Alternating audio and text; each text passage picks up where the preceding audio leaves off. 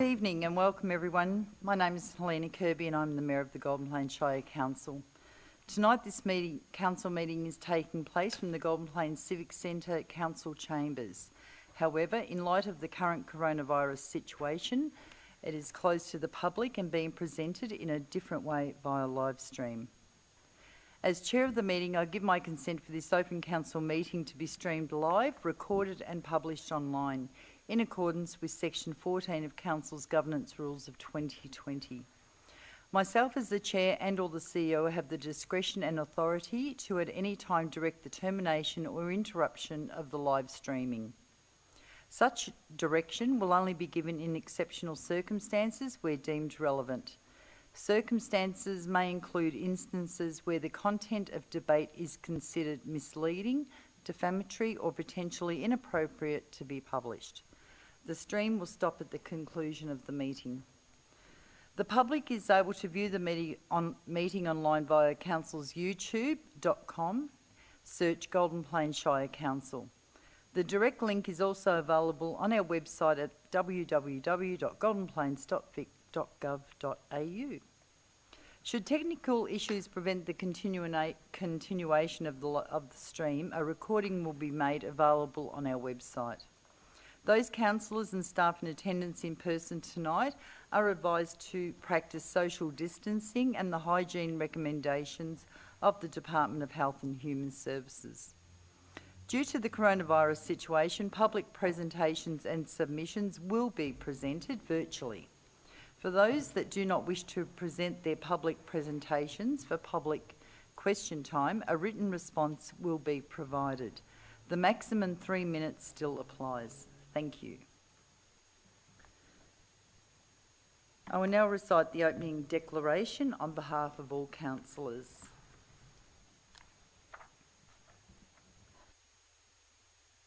We, the councillors of the Golden Plains Shire, declare that we will undertake on every occasion to carry out our duties in the best interests of the community and that our conduct shall maintain the standards of the good code of governance so that we may faithfully represent and uphold the trust placed in this council by the people of the Golden Plains Shire.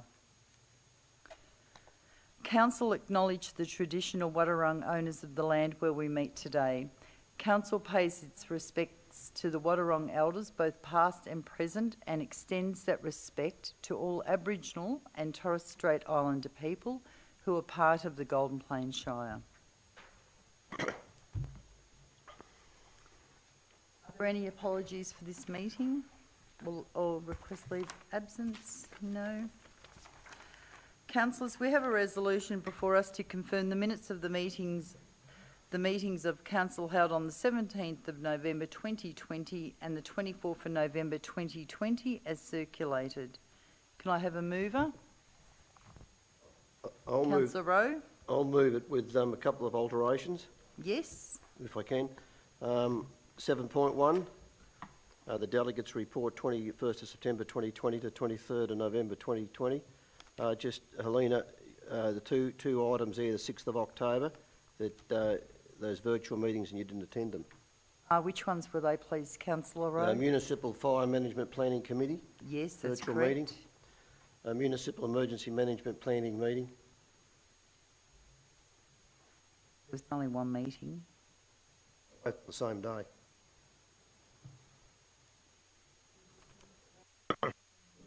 And we were actually in caretaker, so it wasn't compulsory, Councillor Rowe. We got invites. We did get invites, but it's not compulsory when you're actually in caretaker mode. We'll note that. Thank you. Were we in caretaker mode on the 6th of October? Yes. 23rd. Yep, through October. I'm Thank sorry you. then. I still move. Do I have a seconder? Councillor Sharkey? All those in favour? The motion is carried. Declaration of conflict of interest. Are there any declarations of conflict of interest? Yes, I have. Thank you, Councillor Cunningham. I filled the form. Applicable forms have been filled in and submitted. Thank you. Item number, just so we can record Yep, okay. Thank you. Item, yep.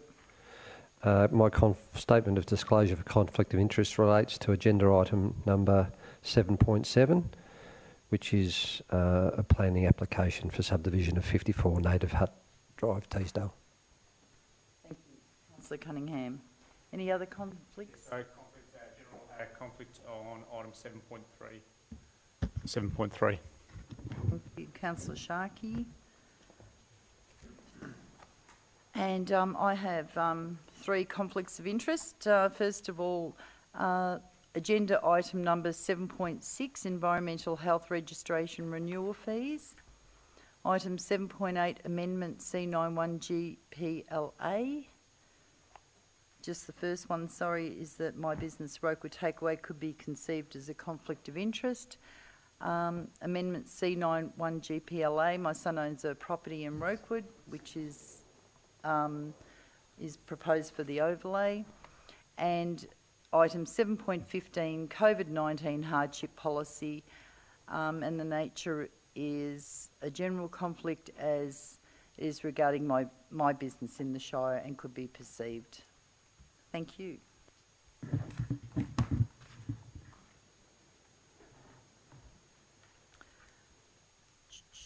No other conflicts of interest?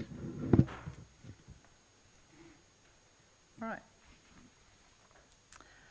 As previously mentioned, any questions submitted to public question time will be presented virtually at tonight's meeting, with all questions not presented to receive a written response. Questions with notice, we have 6 questions in total. Number 1 is John Belotho for aged care policy and township maintenance. Through you, Madam Mayor, none of the speakers or residents are on Zoom. So at this stage, if they're not on for the public question time section, all those requests or all those public questions will be formally responded to in writing. Thank you.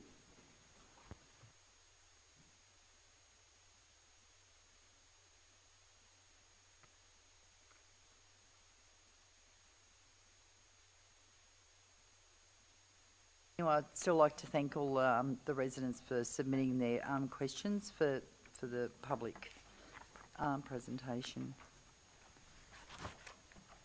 All right, we'll go straight into item 7.1, the meeting record. Mr. Breathless. Through you, Madam Mayor, the meeting record is a new requirement under the Local Government Act. In previous councils, we used to call a report called the Assembly of Councillors, at which time we would document all meetings to which councillors attended and what items were discussed. That formal requirement is no longer necessary under the new Local Government Act. However, there is only kept for those meetings to which a councillor has a conflict of interest. So in the past few meetings that we've had, there have been a number of conflicts, as also raised at tonight's meeting. Those are attached and documented so that it's transparent to the community of any discussions councillors are having to which they may have a conflict. I should also note that the meeting records, or the Assembly of Councillors, although not formally required under the Local Government Act anymore, as an organization, we will still be keeping an assembly record for all meetings to which councillors are attending, to which there's a gathering of councillors that may have an eventual decision in the chamber. So we're going to do that as best practice, but it's not a requirement under the new Local Government Act. So the recommendation is just to receive and note those meeting records from the 23rd of September through to the 14th of December. Thank you, Mr. Breathless. I'd just like to make note that my conflict of interest disclosure was missing on that report. So that was for Amendment C91 GPLA General Amendment, a general conflict of interest. Thank you. CEO Eric, if I can have a question, please, relating to the delegates' reports. So going forward, is there some mechanism there that we can ensure and check that the councillors have attended the meetings which are listed? Sorry, you're on item 7.2? Sorry? Yes. Yes, sorry. You just need a mover and a seconder as the Oh, mayor's sorry, my request. apologies. Yeah. I'd like to move a motion. Okay, so do I have a mover to the motion? Councillor Rowe. Do I have a seconder? Seconder. Thanks. Councillor Getson. Would you like to speak, Councillor Rowe? Thanks. Councillor Getson. Point of order, Madam Mayor. The mover was Councillor Cunningham, and Councillor Rowe seconded the motion. Well, I'm sorry, but I only seen Councillor Getson's hand go up. I didn't see him out of the corner, sorry. Okay. Councillor No, Cunningham. fine. Thank you. No problems. Sorry. No, I just wanted to, the delegates report 7.2, just wanted to know mechanisms in there to, so a bit of transparency, if we do get inquiries that councils have attended these meetings. Sorry. Sorry.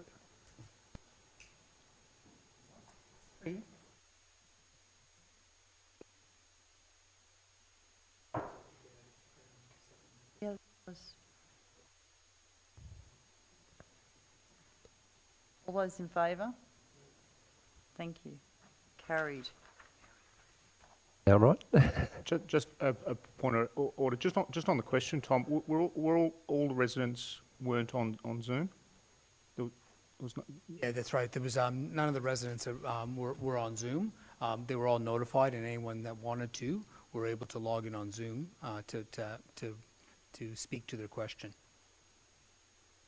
I believe there was one resident waiting in the Zoom room. Relates to the public submission, the submissions to the planning items. You think there was someone? Yeah, there was a resident waiting to ask a question. Ones that are online are for the planning items, which we haven't got to yet. I believe Fiona Gray was waiting to ask a question. She was in the Zoom room. Maybe not. My apologies. Thank you. 7.2, the delegates report for the 24th of November 2020 to the 14th of December 2020. Thank you, Mr. Breathless.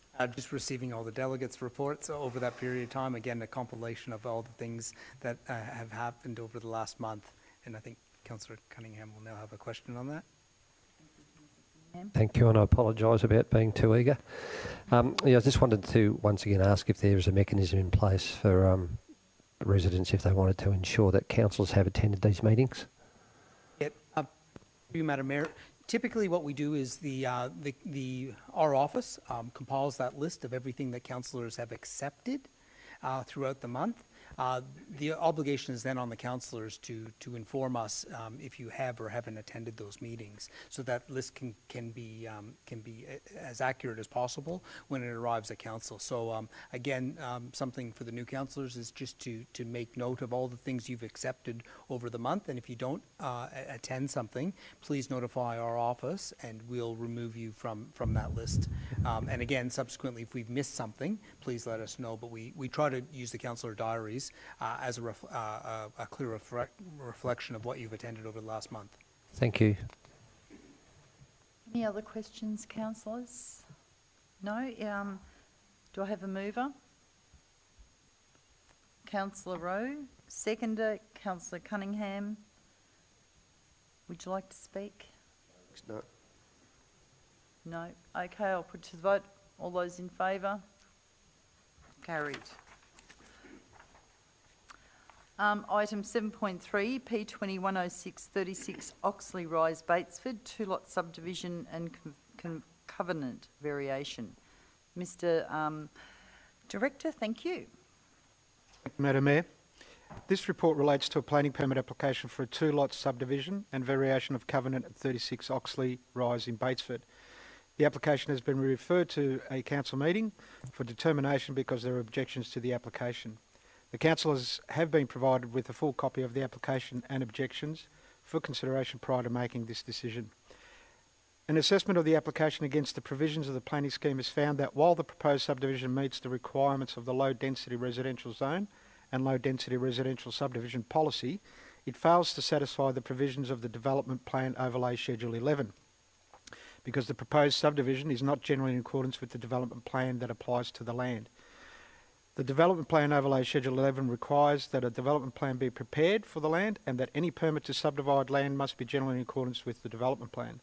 The current development plan was approved by Council on 6th of April 2018 and depicts the subdivision layout and designates lot sizes. The subject land is shown on the development plan as having an area of 8,000 square metres, and the application proposes 2 lots of 4,000 square metres. The provisions of the Planning Scheme and Planning and Environment Act requires that Council consider the interest of affected beneficiaries before making a decision on the application to remove or vary a covenant. If an objection is received from a beneficiary, Council must not grant a permit unless it is satisfied that the grant of a permit is unlikely to cause material detriment of the kind described in Section 60, Part 2 of the Planning and Environment Act. Of the 4 objections received, only one is from a covenant beneficiary. In conclusion, the application is not considered to satisfy the provisions of the planning scheme, in particular the provisions of the Development Plan Overlay Schedule 11, because the proposed subdivision is not in accordance with the development plan that applies to the land. It is therefore recommended that the application be refused. Director, thank you. Okay, we do have someone who'd like to speak, so I'll call it for standing orders. Do I have a mover? You don't need a mover and seconder. We don't have to? Okay, thank you.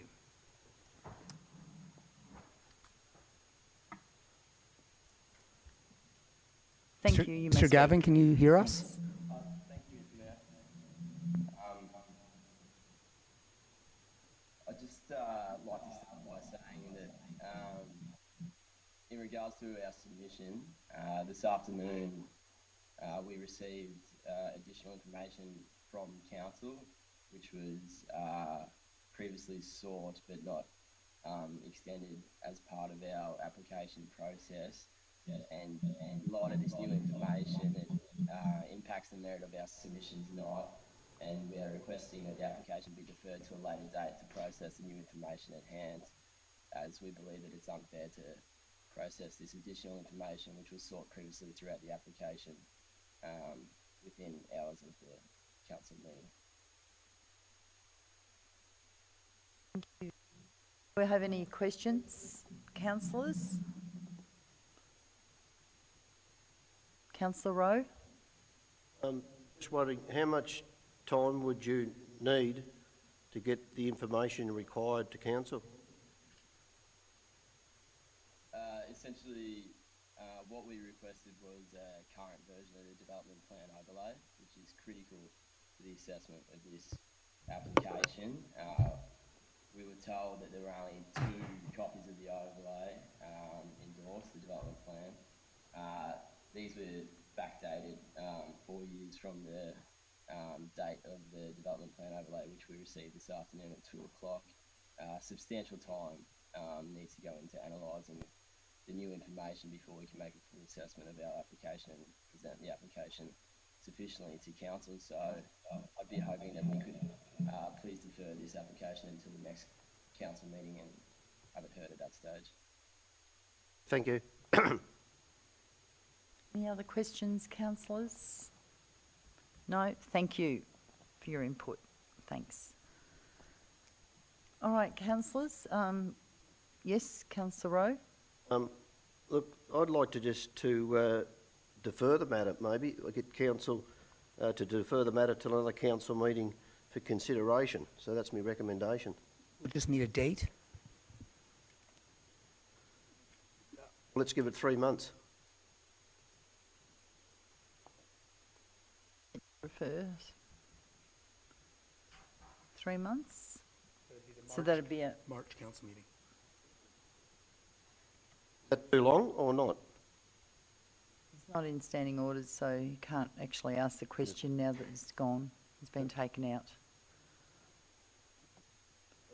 That's the recommendation I'd move. Councillor Rowe, I thought the attendee said that they'd be able to satisfy the extra information by the next council meeting. I thought that was the words.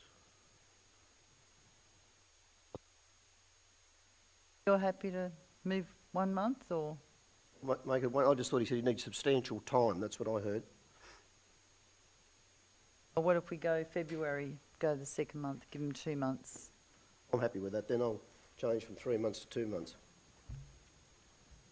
All right. So, so you're having an amendment to the original motion, recommendation, Councillor Rowe? Yes, correct. So would you like to put that into words, please? Yep. Look, listen, that council defer the matter to another council meeting for consideration, more time, and say have it for the February meeting.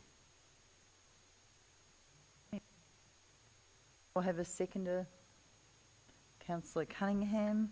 Do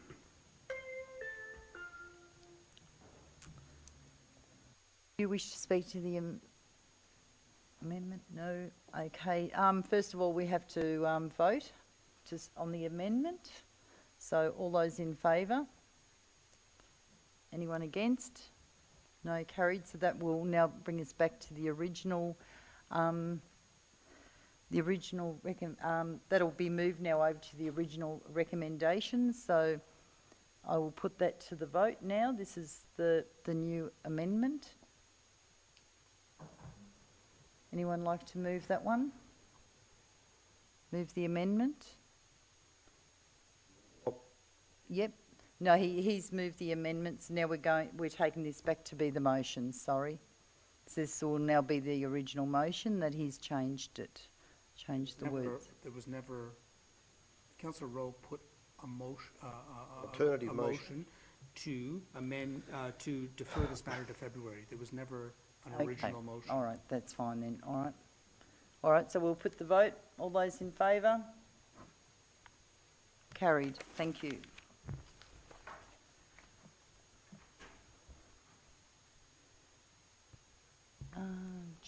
Councillor Sharkey, would someone like to?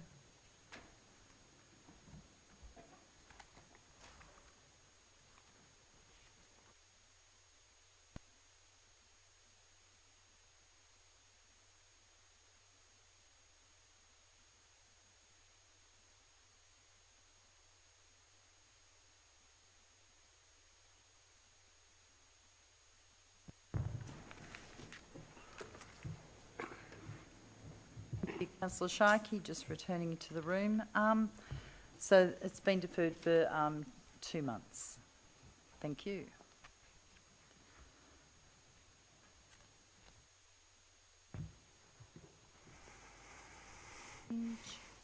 Item 7.4, P20-178271, Glen Avon Road, Bannockburn, 2-lot subdivision and covenant variation. Thank you, Mr. Director. Thank you, Madam Mayor. This report relates to a planning permit application for a 2-lot subdivision and variation to restrictive covenant AH778818 by removing clause 1A, which is any more than single house. The application has been referred to a council meeting for determination because there are 7 objections to the application. This report provides a background to the application and summary of the relevant planning considerations.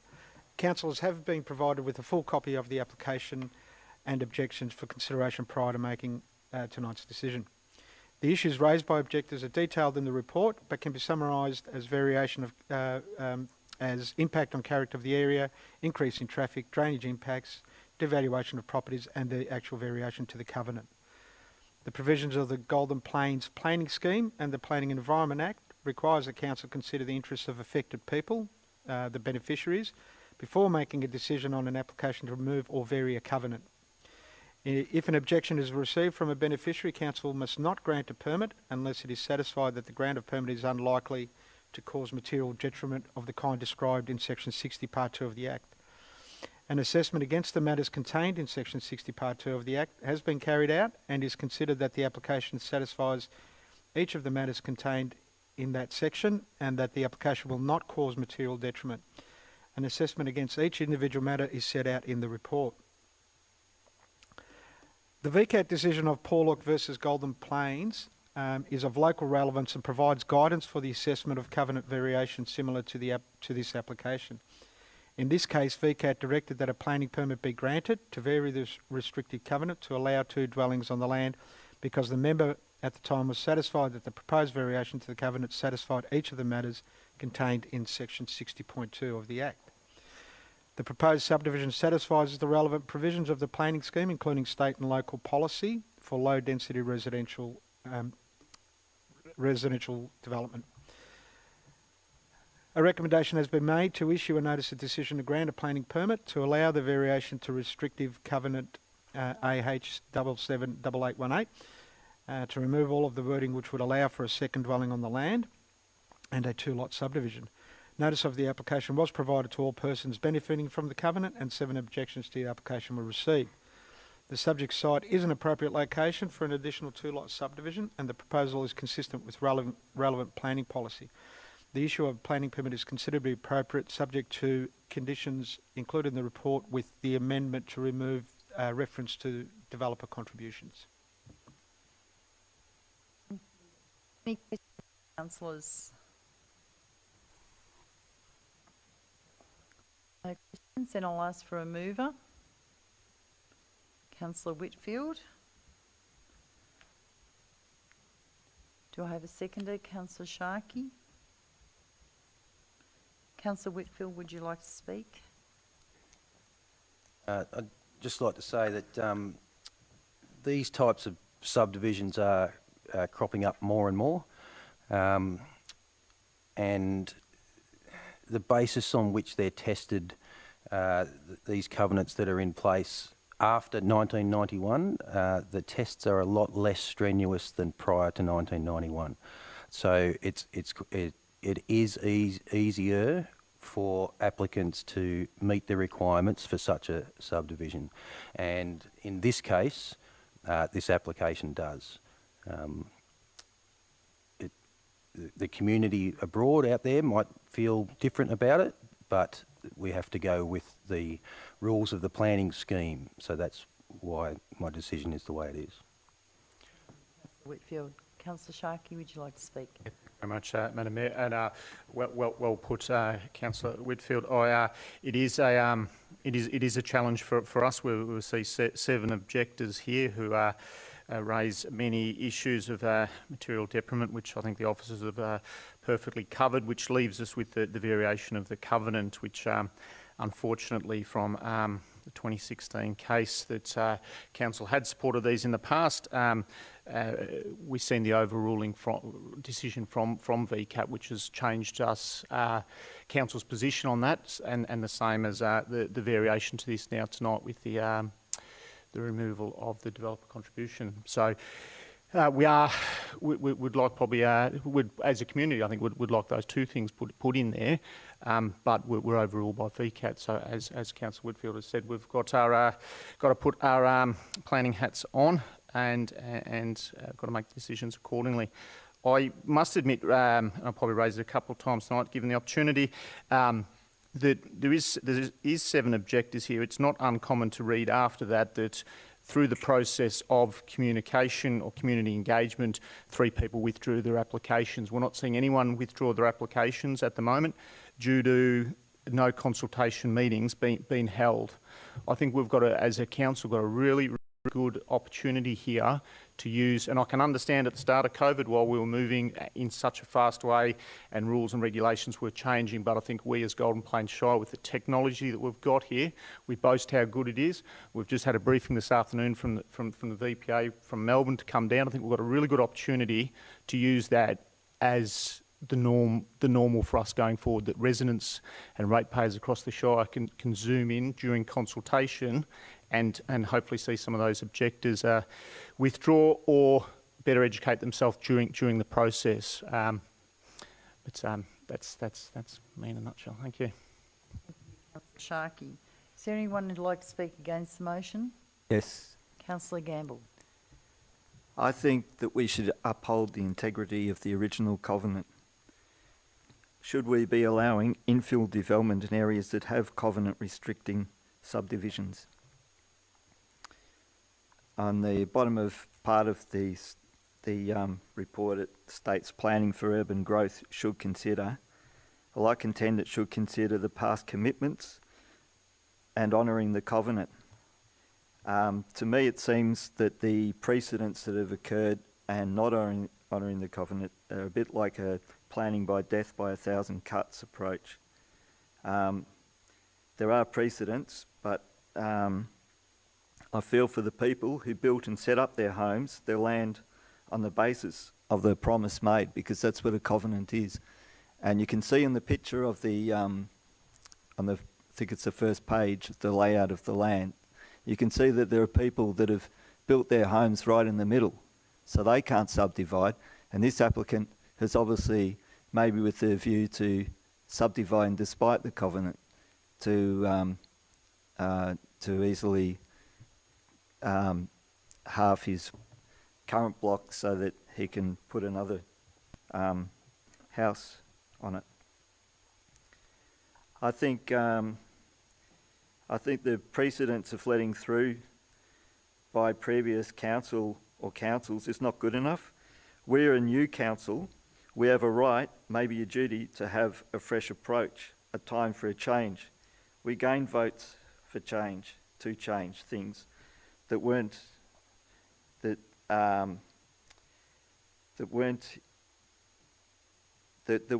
important in the eyes of a majority of constituents, and I think we should, on that basis, we should honour the previous covenant.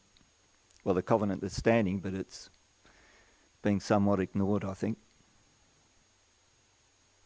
Thank you, Councillor Gamble. Anyone would like to speak for the motion? Would anyone like to speak against the motion? I put the vote. All those in favour? Point of order, Madam Mayor. It's Councillor Whitfield to close. Oh, sorry, Councillor Whitfield, would you like to sum up? Thanks. I'd take Councillor Gamble and Councillor Sharkey's comments, discussion on board with this decision. We have had briefings and advice from our planning staff and officers that are expert in this area. They've pointed to VCAT decisions that would present a risk in us refusing this application, and I totally take Councillor Gamble's moral and community-minded approach to this, but I am of the same vein, but I am also mindful that legally we have to follow what is allowed in the planning scheme. So that's why I'm for this decision. Thank you, Councillor Whitfield. I'll now put the motion. All those in favour? Those against? Carried. Thank you.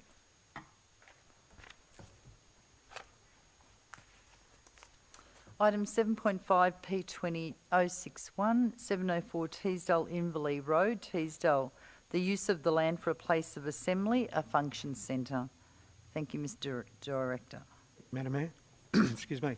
This report relates to a planning permit application for the use of the land for a place of assembly as a function centre at 704 Teesdale Inverleigh Road. The application has been referred to a council meeting because there is an unresolved objection. Councillors have been provided with a full copy of the application and objection for consideration prior to making a decision. The land is zoned farming zone, and its purpose includes, but is not limited to, encouraging the retention of productive agricultural land to ensure that non-agricultural uses do not adversely affect the use of the land for agriculture. The proposed use is a Section 2 use, meaning it needs a planning permit in the farming zone, and the use is considered to be of no impact to the agricultural use of the land. The location proposed to host the use sits as part of the existing historical homestead setting, taking advantage of all that it has to offer. The surrounding farm infrastructure and landscaping already provides an informal buffer from the agricultural activities associated with livestock and crop production. The location of the car parking has been sensitively selected and, importantly, is not proposed to be formalised via bitumen seal. No aspects of the proposal propose the removal of any vegetation or carrying out of permanent works such as earthworks. The objection received raises concerns about noise from the use. The permit was advertised following the receipt of a noise management plan, which officers consider will appropriately address the noise concerns from residents located some 670 metres from the intended use. The proposal satisfies the relevant provisions of the planning scheme, including state and local planning policies. In conclusion, the application satisfies the provisions of the scheme The proposed use has been located within close proximity to the existing dwelling, taking advantage of the established landscaping. The operators reside at the property. The proposed use will have minimal impact on the surrounding area. Conditions will be included which will restrict the hours of operation, number of functions and parking to be carried out on site, and therefore it is recommended that a notice of decision to grant a planning permit be issued. We do have a speaker, the applicant. Would you like to speak? Thank you, Lockie Morrison. Good evening, councillors. We're Lockie and Anise from Walbrook. Thank you firstly for taking the time to consider our application. Take it away. Yeah, so we've read the report done by Sandra, and we're happy with the conditions outlined in the report. We love where we live, and we're really excited to welcome people here. And we've been here. My family's been here for a long time and a big part of the community, and so we're really conscious of wanting to make sure that the way that we operate this works in with our neighbours, and especially on noise, we are conscious of the noise from it, and so we'll be sticking very strictly to our noise management plan, which we made together with Enfield Acoustics, who made the acoustic report, which outlined our noise level restrictions and also time curfews. So we think overall it's going to be a really positive thing for the community, this application, and will bring a lot of employment hopefully, and a bit more excitement to the area with some fresh new ideas. So thank you for taking the time to consider our application, and we look forward to receiving your support. Thank you very much. Okay, councillors, we have a recommendation before us. Do I have someone to move the motion, or any questions? First, sorry, to Lockie or the director. Any questions? No questions, all right. Do I have a mover to the motion? Councillor Whitfield. Do I have a seconder? Councillor Cunningham. Councillor Whitfield, would you like to speak? Thanks, Madam Mayor. I'm supporting this motion because I believe the proposed function centre is appropriately positioned. I believe it will value add to the community by offering bookings for accommodation, etc., at other venues as well. I think it will also give visitors to this function centre a chance to explore other parts of the Shire that are nearby during their visit. And I was mindful of the acoustic report, and it looks as though things will be met there too. So it seems like a good proposal to me. Councillor Whitfield. Councillor Cunningham. Is there any other councillors who'd like to speak against the motion? Councillor Sharkey. Very much, Madam Mayor. Not so much speaking against the motion, but just speaking against this this report to a certain degree. And we've had 23 people were notified on this, with one objector. Again, tonight, that's a fantastic example tonight for the people at home. Probably can't see that, but Lockie and his partner there, it's a fantastic example of the technology that can be used. We've got one objector that has objected to this, held up this whole process. They've submitted their objection. I haven't heard it from the objector. The objector isn't here tonight. This, in my opinion, is something that I'd personally prefer not to see to come to council when you've got one objector, 23 people notified, and to give people a perspective of what our role as councillors is. Last week at a briefing, we did nearly 12 hours, and we spent nearly over an hour on this item and another item, and I think we really need to have a conversation about items like this. I truly believe that mediation process would help alleviate maybe one objector, but I think we have a fantastic opportunity to look at items like this to allow us as councillors more time into the future on other items. and I empathise with the new councillors here, the amount of reports in this. We've gone through nearly 1,000-page report. It is exhausting, it is hard, and this item and another item tonight I don't think should be here before us. But fully support the application, but as a council I prefer not to see these. Thank you, Councillor Sharkey. Anyone like to speak for the motion? Against the for the motion? Thank you. All I'd like to say, look, there's many historical properties are turning to running functions on farming properties and thus needing a planning permit. And it's a good way to introduce, you know, people to the Golden Plains Shire, the rural area of Golden Plains Shire, for like a significant special event. So that's what I'd like to say. Thank you. Councillor Rowe. Anyone else? Councillor Gamble. I'd like to move an amendment. Whilst I support the report and the proposal, I was thinking about the implications in terms of the access on the public roads, because if there's like 300 people plus servicing 2 events, and there's 30 a year, that's 9,000, and then they go both ways, that's 18,000 extra cars and tourists over the year. And on page 42 of the document, you can see there's a shot of the road with the entrance. And I know, for example, that the edge of that road is pretty degraded, it's pretty ragged, and it's not a wide road, although it's 2 lanes, it's pretty... Usually cars have to go to the side off the road a bit if there's 2 cars passing, let alone a truck.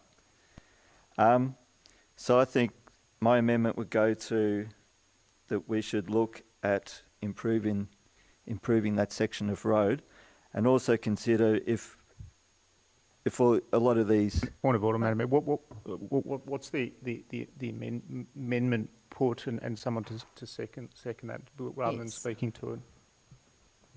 What is the amendment? The amendment is that we need to improve the road surface to allow this application to proceed. I'd just like to intervene. It's in the special conditions already, so there's no need for it. To continue, I was also proposing that with traffic heading south through the Inverleigh Nature Conservation Reserve, then particularly these traffic leaving late at night, there's no speed limit through there. There's already a lot of wildlife killed. There's no real signs for warning people. We need the actual amendment, not actually talking I to the amend amendment. that we have signage to alert the users of the facility of the dangers of the travelling through there at night time, and to investigate putting speed restrictions and warning signs on it. We just need to have a direct wording, so we can't change what's already there in the motion, so we just need some direct words to add to it. We considered extra safety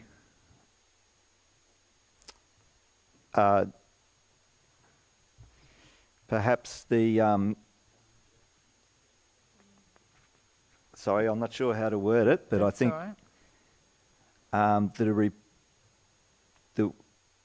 that an officer should look at the no, that's not right.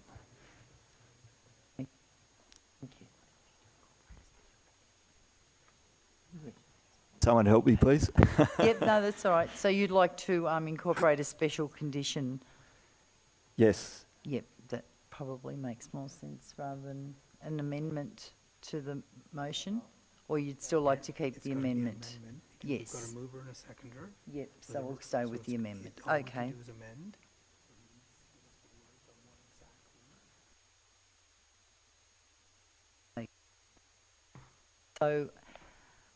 So we just need to clarify what you would like to say in the amendment. The condition of the edge of the road should be improved. Oh, not should be, but To what standard would you like it? Yep. The condition. a higher standard.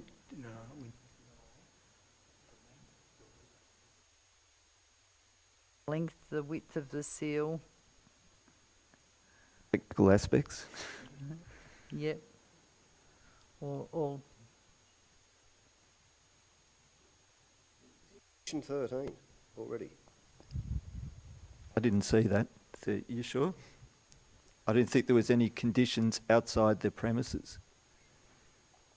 So I guess what I'm Point of order, Madam proposing- Mayor. You've got a mover and a seconder. yes, We're looking I'm for just- an amendment to the motion. All councillors Yes. have the opportunity to speak to all officers for the past week to come to an amendment to bring to the meeting. I'm assuming there's not going to be a seconder if. well, we'll just seeing Councillor Gamble doesn't think there's anything to do on the outside of the conditions. We'll leave it there and we'll just call for a seconder to see if we get a seconder to the amendment. All right, we do. Councillor Cunningham. What is the amendment? So, How can we yes. have a mover and a second to something that's so- not there? So the amendment is going to be improving the road surfaces and the And applicable signage. applicable signage to the through the Comment. Nature Conservation Reserve pertaining to nighttime dangers.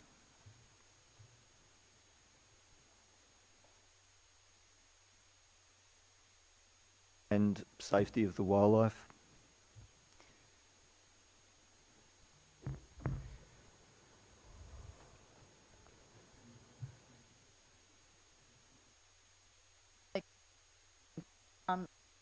We now have a seconder, Councillor Cunningham. You still prepared to second that? Yes. Yes, thank you. Would you like to speak to? I think it's going to be a fantastic facility, and I know the family have lived there a long, long time, and I know they'll do the right thing by the community.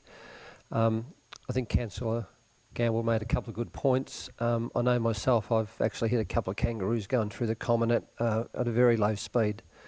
So I think with more people coming into the area, especially driving at night, they might be unaware of the some of the dangers. So I do support. I think there should be some signage put through the common, and probably the entrance probably does need a little bit more work on it to take the amount of traffic that might be coming, especially during winter months. Thank you, Councillor Cunningham. All right, now we'll move that back into the original motion. We don't have to. That one. All right, so we'll move the. Against the. Beg your pardon? Can we have the opportunity to speak Oh, you against? can speak against the motion. Yes. Speaking against the amendment to the motion. The amendment Thank to you, the Madam motion. Yes. Madam Mayor. I don't disagree with what two councillors are saying here. I'm absolutely completely confused by the wording being used. I think we've just gone through a fantastic induction process. The directors, CEO, make themselves available. I know there's councillors in this room that have spent hours of time with relevant officers for the option. We've seen alternative motions being put before us here tonight. There is a perfect opportunity to use that resource and have that conversation before tonight, rather than trying to do something on a whim. I'm just completely confused by what we're doing. I appreciate the level of time and commitment the officers give us. I can't support this amendment to the motion because as I said before, we spend hours and hours. We spent 12 hours last week in a briefing, and then we have this information thrown before us at last minute. I can't support the amendment to the motion, Madam Mayor. Thank you. Anyone like to speak for the amendment? Councillor Rowe? Well, I'd just like to speak against because... I'm asking for callers for it. Anyone like to speak for? I'll speak. You can't speak I again, can't, Councillor Gamble. No one speaking for?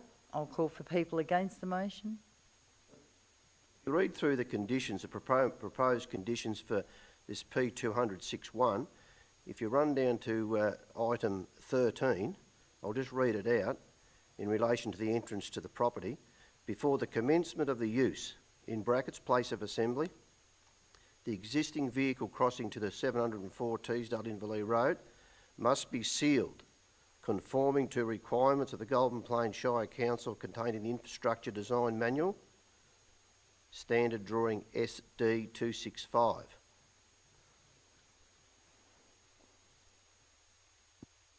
It's on page 51.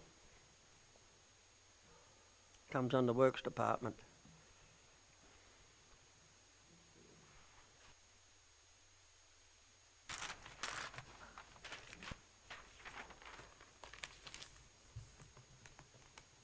All right, well, we can, would you like to have that bit deleted? Do we have a mover to amendment to the? You've got an amendment at the moment Yes, with a mover and a seconder. Yes, so you now I'm asking for, would anyone like to move an amendment to the amendment? Vote first. We've already voted. Oh, sorry, we haven't voted on the amendment.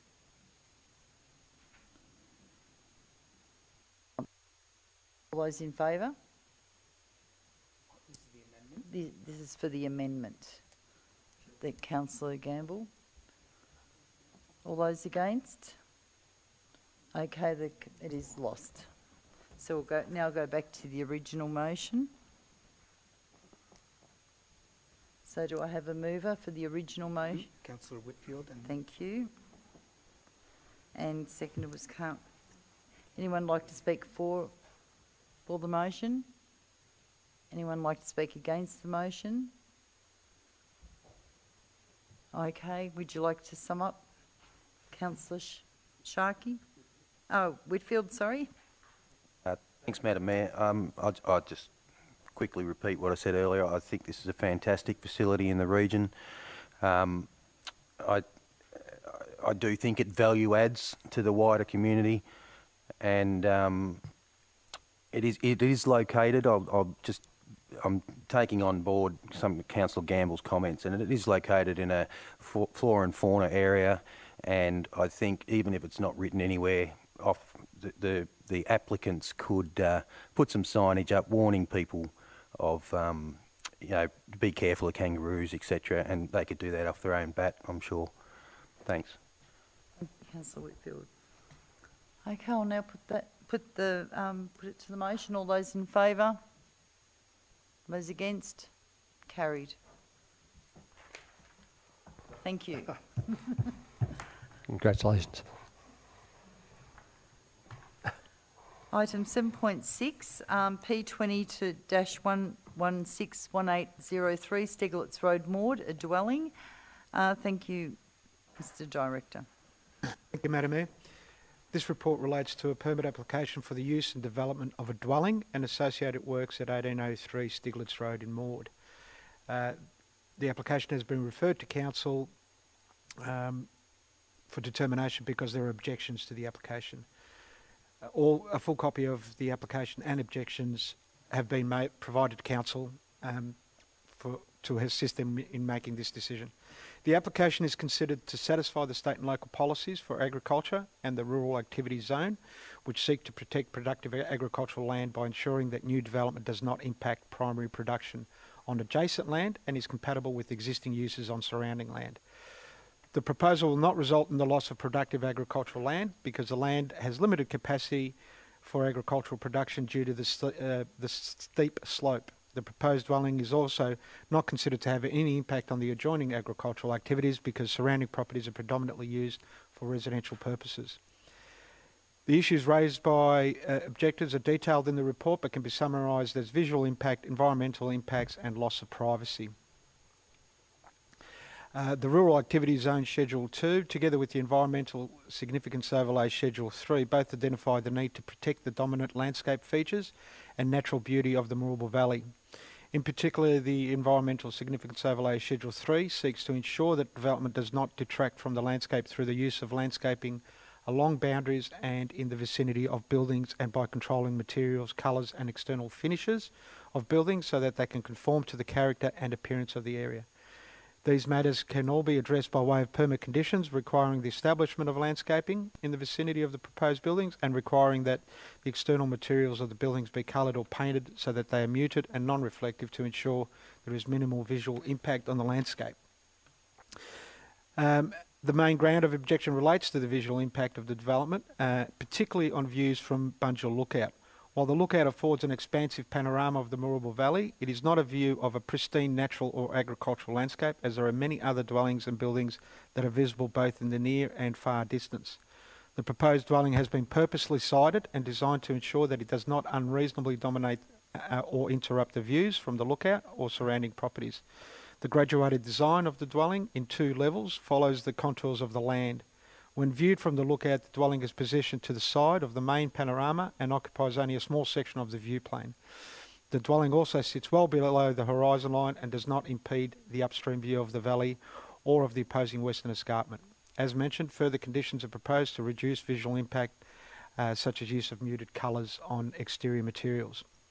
In conclusion, the application satisfies the provisions of the state and local planning policy frameworks, the Rural Activity Zone Schedule 2 and the Environmental Significance Overlay Schedule 3, and the decision guidelines of the planning scheme under Clause 65. The proposal will not remove land from productive agricultural use and will have no impact on adjoining agricultural activities. The siting and design of the dwelling, together with permit conditions controlling the external materials of the building and requiring a landscape, will ensure that the development has minimal visual impact on the landscape of the area and does not cause material detriment to any person. Thank you. Thank you. Any questions, councillors? None? Okay, so I have a motion there. Can I have a mover, please? Councillor Gamble. Sorry, I'd like to move to defer this application. Okay. Mr. Councillor Gamble would like to refer to move this to when? The next meeting. The next meeting. That will make it January. Do we have a seconder?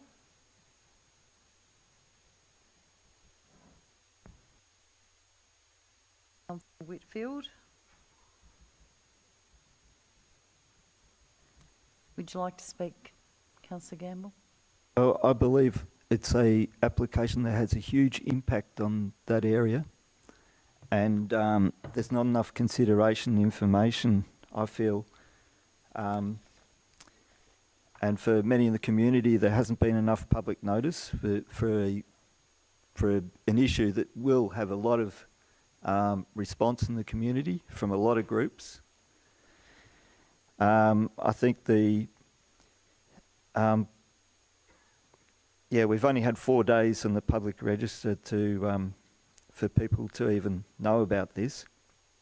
And what we're potentially making is an irrevocable decision in terms that we can't take it back. I just think that there are people, for example, that come to paint this landscape, and if they come to paint it with this building here, they'll see a completely different thing. It's people look up the valley, particularly painters, and the eye focus is it's on the landscape. Like in the application, they contend that the Point of order, building Madam Mayor. Speaking to the motion. The motion is just to defer. Okay. Well, I think the impact of the building is very dramatic. Point of order, Madam Mayor. Speaking against the applicant, where the motion is to defer. Yes. Not to Okay. refuse. Well, Yep. can I say that I think there are other community groups that should have been consulted in the process, and that's why I'd like to see it deferred. Thank you, Councillor Gamble. Councillor Whitfield, would you like to speak? I really seconded because I wanted to hear Councillor Gamble's point of view. Could I ask the relevant director about the public notification process, and because 4 days seems pretty short. It wasn't 4 days. It was 4 days since the agenda's been published, and I think that's what Councillor Gamble might be referring to, that some people might only be aware of this application in the last 4 days. The public notification process requires us to publish a notice in a locally circulated newspaper, which we did, and we also, just reading the report, we also directly notified 13 adjoining and neighbouring owners. That doesn't mean they're the only people who can object. Of course, anybody can object to that public notification. So we have green light now. We also do it by way of public notice in a circulating paper, usually Gold Plates Times or something like that. So anyone has the opportunity to object. The minimum time that we put an application out for is 21 days. We will never, we don't, as a rule, because under the legislation, we don't say that applications will be received only until certain time. Objections. What we say is a decision will not be made before such and such a date, because anyone has the right to put in an objection right up until a decision's made. So if we received an objection tonight, for example, before a decision's made, we'd have to accept that. Director Josipovic, just a follow-up on the amended motion for deferral. Will further information be gathered, for instance, such as a cultural heritage report, or is there something else that can lend itself to this decision? The construction of a house on this particular property is exempt from a cultural heritage management plan requirement. Deferral of this matter will just allow additional objections if that's what people decide to put in. I suspect also the applicant will be over our 60 days. I can't remember exactly, but given that we're going through a cycle, I'm 100% sure we'll be exceeding our 60-day decision timeline, in which case the applicant has the right then to go to VCAT to appeal against council for not making a decision, a non-decision, as they say. So it might end up in VCAT's hand, but if it doesn't go to VCAT and comes back to council, it will give the opportunity for further objections potentially. I think just to answer your question, I think the application is complete. We followed the statutory requirements in terms of public notice and notifying adjoining owners. From a statutory point of view, it's fine to go. Councillor Whitfield, are there any councillors who'd like to speak against the motion? Yeah, I'd like to. Councillor Sharkey.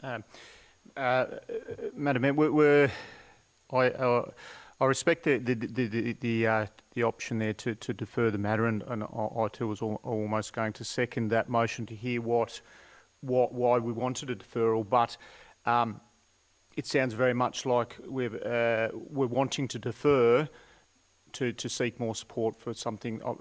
Councillor Gamble went on to say that all the negative things of it, our role as councillors, if we were to defer it, is to learn more information. But if we've already made a decision on it, then our role here tonight is to make decisions. We've all been voted in to make decisions. They're not all easy decisions. This one is quite a challenging decision.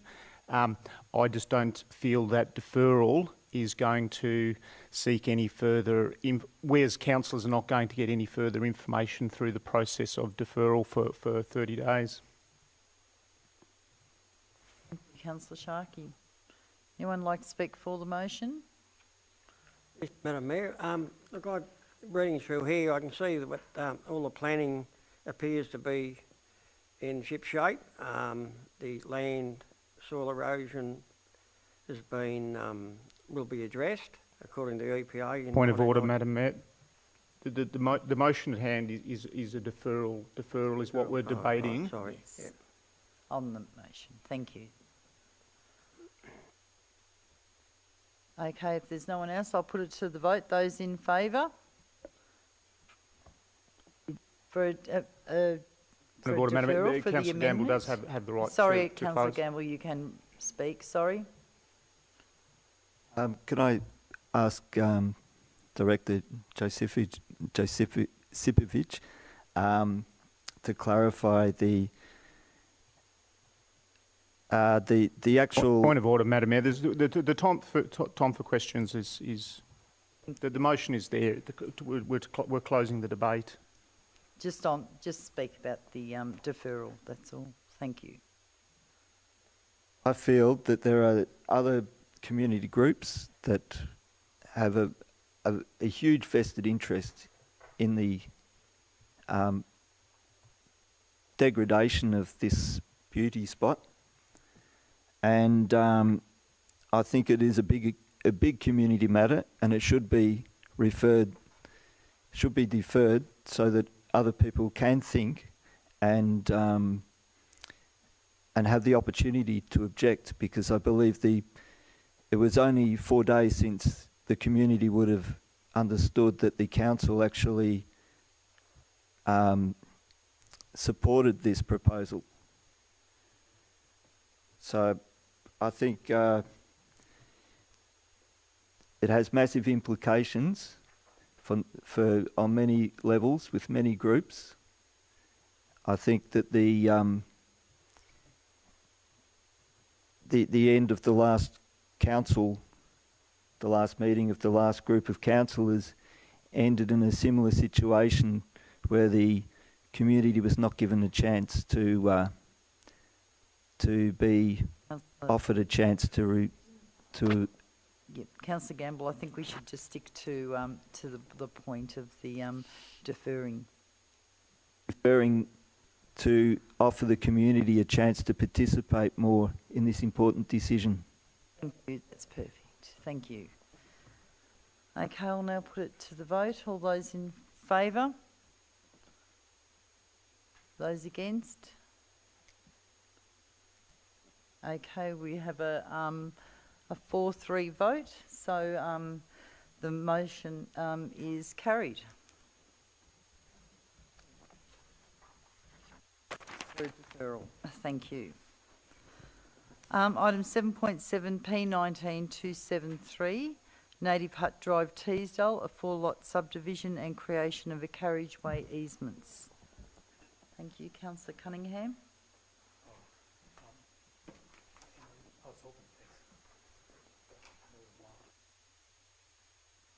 Thank you. Thank you, Madam Mayor.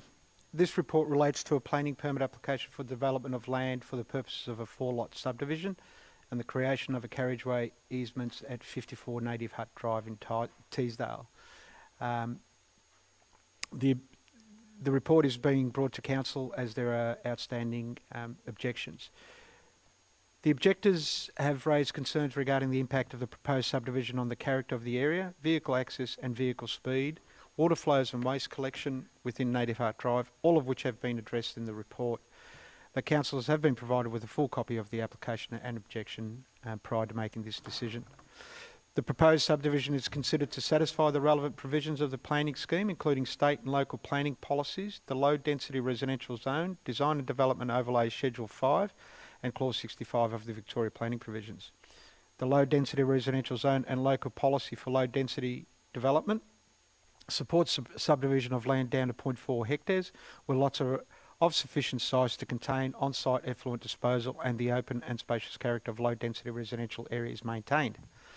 The land capability assessment submitted with the application demonstrates that the proposed lots are capable of on-site effluent disposal, and Council's Environmental Health Department has advised that the proposal complies with Council's Domestic Wastewater Management Plan.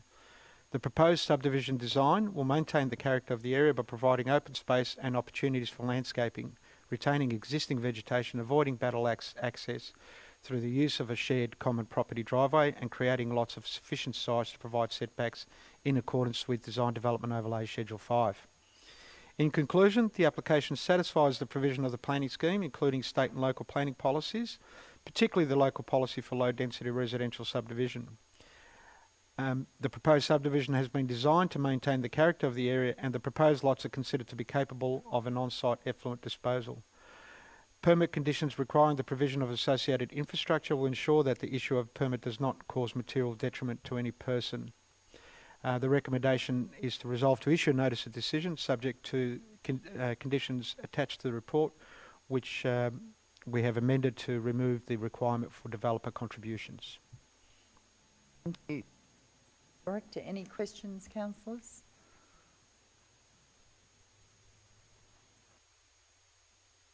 No questions. I'll then see that we have a presenter, Roselli Hedich, who is an objector, to speak. Thank you. I'd like to thank Council for their consideration of our objection to planning permit application P19-273 Having read the responses in the council meeting agenda document, I'd like to ask council to further consider the following when making a determination. With regard to the neighbourhood character, the report included in the agenda suggests council should identify opportunities for intensification of existing urban areas.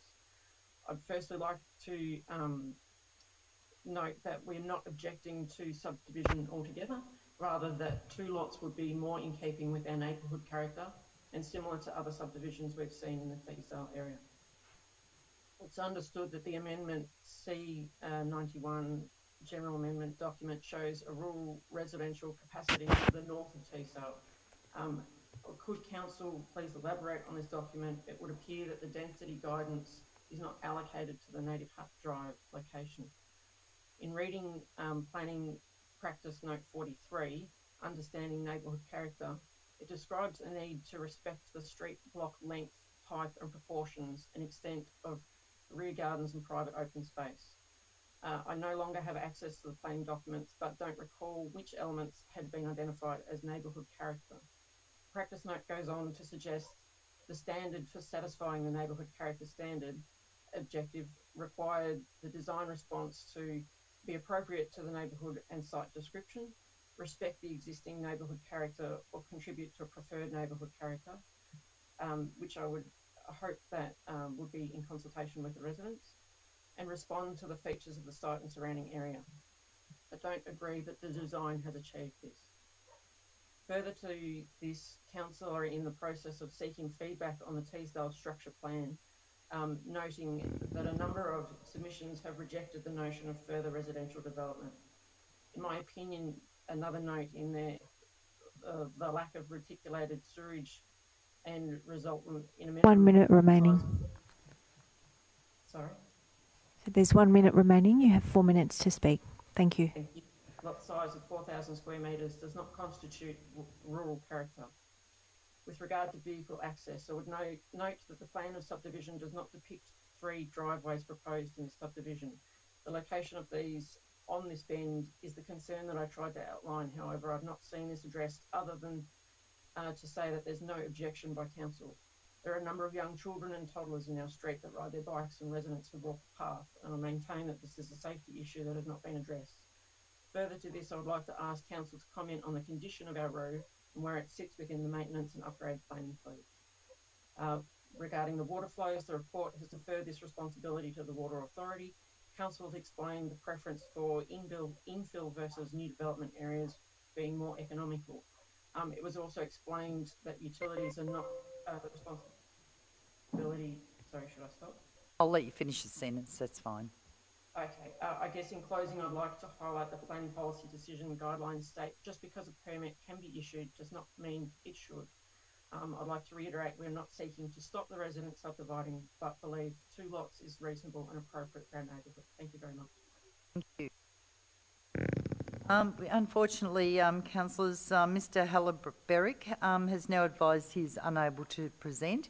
However, a copy of his presentation has been provided to you. So, if you'd like to have a quick look at that.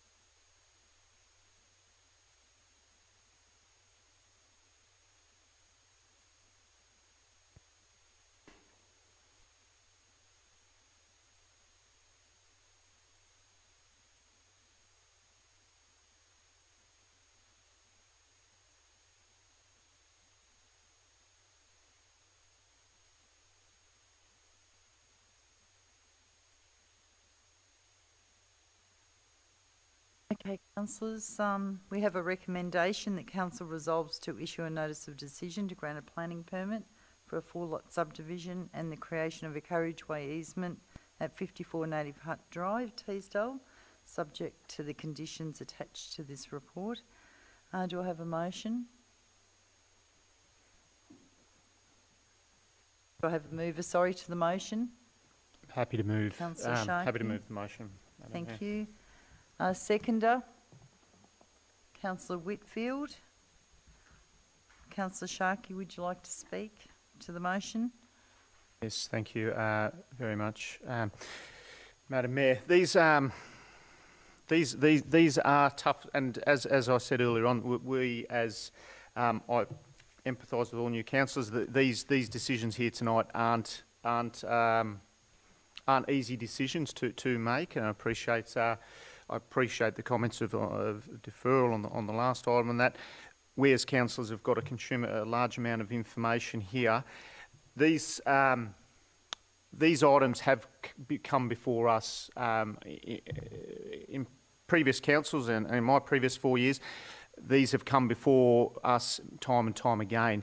It is extremely difficult when you hear objectors, and I appreciate that the objector has taken the time and sort of taken the time and put their input into the process. I do struggle with some decisions that we have to make. We as councillors have to know and appreciate that we've got a planning scheme in place here, and that is the Bible that we have to look for. It is challenging, and it challenges all of our internal beliefs sometimes. But I can't support the objector's thought that this should only be two after councils previously have passed these. Now, if the land isn't capable of 4 blocks of land, that will come up during the process. If they're not, if that's not there, then that won't happen. But it is an extremely difficult, challenging decision to make, particularly when you've got people like the objector in front of us. I do note that Mr. Halabarik's comments in his report here probably further highlight what I was saying earlier on in the meeting with regards to that consultation period, that maybe the objector could have had a little bit more consultation during the process. But this infill subdivision is something that we've seen time and time before in Teesdale, and I think the relevant officers have done a good job in preparing a report before me that has satisfied me that that this is something that would be supported. So I'm happy to move that motion, Madam Mayor. Councillor Sharkey. Councillor Whitfield, would you like to speak to the motion? Yeah. Thanks, Madam Mayor. I'd echo Councillor Sharkey's sentiments on that these are tough decisions, and it's easy to feel empathy for objectors in this situation, but unfortunately the planning scheme is allowing this application to meet the requirements. Infill subdivisions are a necessary evil, so to speak. They prevent urban sprawl and development of greenfield areas. You sort of think, well, I wish it didn't happen next to me, but unfortunately it does a bit, and we're obliged to follow the rules in this case, so that's why I'll be supporting the motion. Thank you, Councillor Whitfield. Anyone like to speak against the motion? Anyone like to speak for the motion? I'll put it to the vote. Those in favour? Those against? Carried. Thank you.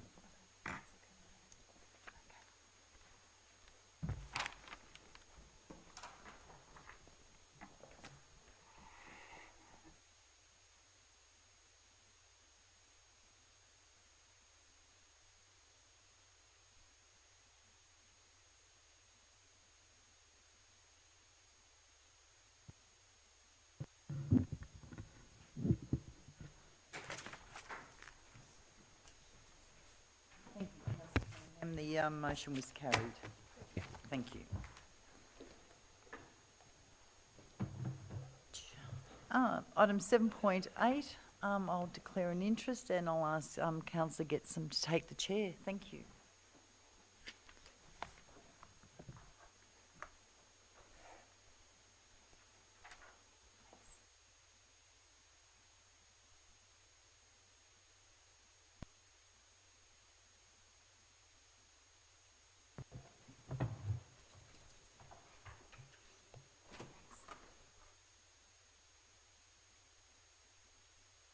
7.8 Amendment C91 GPLA, General Amendment.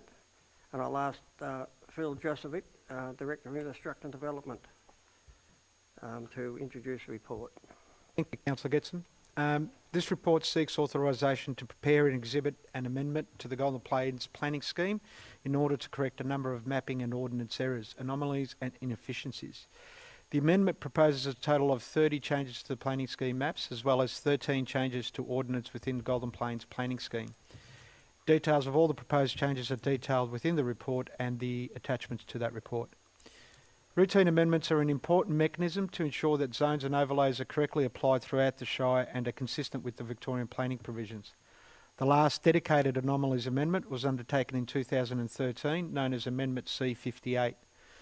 Since this time, planning staff have compiled a list of anomalies and areas of improvement in the Golden Plains planning scheme, which have been identified over the last 7 years as they become apparent. Whilst the amendment seeks to correct a number of anomalies in the Golden Plains planning scheme, it is referred to as a general amendment as it also seeks to edit the content of planning scheme ordinance and therefore cannot be considered policy neutral. It is consequently required to be exhibited in accordance with Section 19 of the Planning and Environment Act. The authorisation to prepare and exhibit the proposed amendment will enable council officers to ensure a number of errors in the scheme are corrected. Amending the scheme to correct inaccuracies provides greater clarity to residents as to how and why planning provisions are applied to their properties and eases the administrative burden on planning staff by reducing the amount of planning permit triggers in instances where they are not appropriate. Routine corrections to anomalies and inefficiencies is considered a necessary process to ensure effective operation of the Golden Plains planning scheme. It is recommended that Council authorise the preparation and exhibition of an amendment to the Golden Plains planning scheme to correct a number of mapping and ordnance errors, anomalies and inefficiencies. Thank you. Have a motion? Questions? Councillor Whitfield? No, sorry, I didn't have. I'm prepared to move, but I didn't have a question.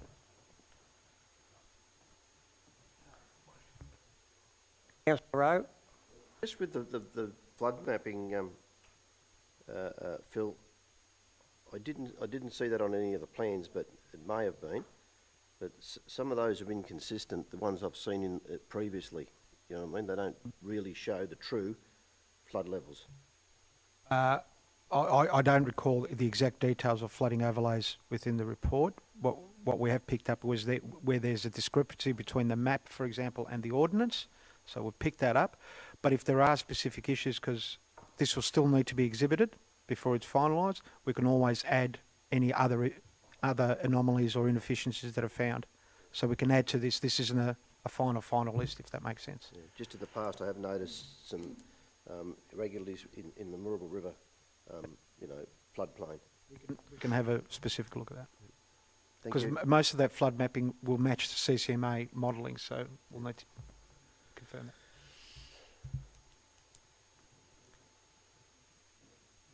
Have a mover for that motion, please. Councillor Whitfield. And a seconder, please. Mr. Cunningham. Councillor Whitfield, would you like to speak on the motion? Yes, just briefly. This is a sort of periodic tidy-up of anomalies that are found by the planning department as they go through various processes, and it's pretty routine. And as Director Josipovic said, it's an ongoing amendment process to anomalies they find. Thanks.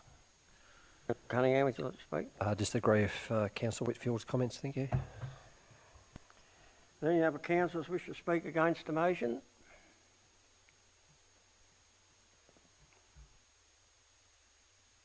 Any other councillors to speak for the motion? Councillor Rowe? No, I reckon a great idea to bring all these things up to today's standard. So, yeah, I'll be supporting it. Thank you. Councillor Whitfield, would you like to move to close the debate? I think I've said what I needed to. Thank you. Now put the motion. All those in favour? Motion is carried. The Chair.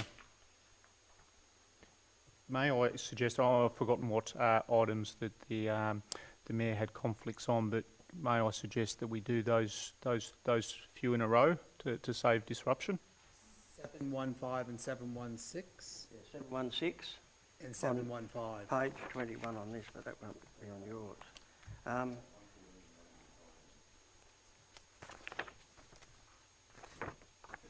So the first item was 715, the hardship policy. No, 718, sorry. 716. And 715. Yep. 715? 715?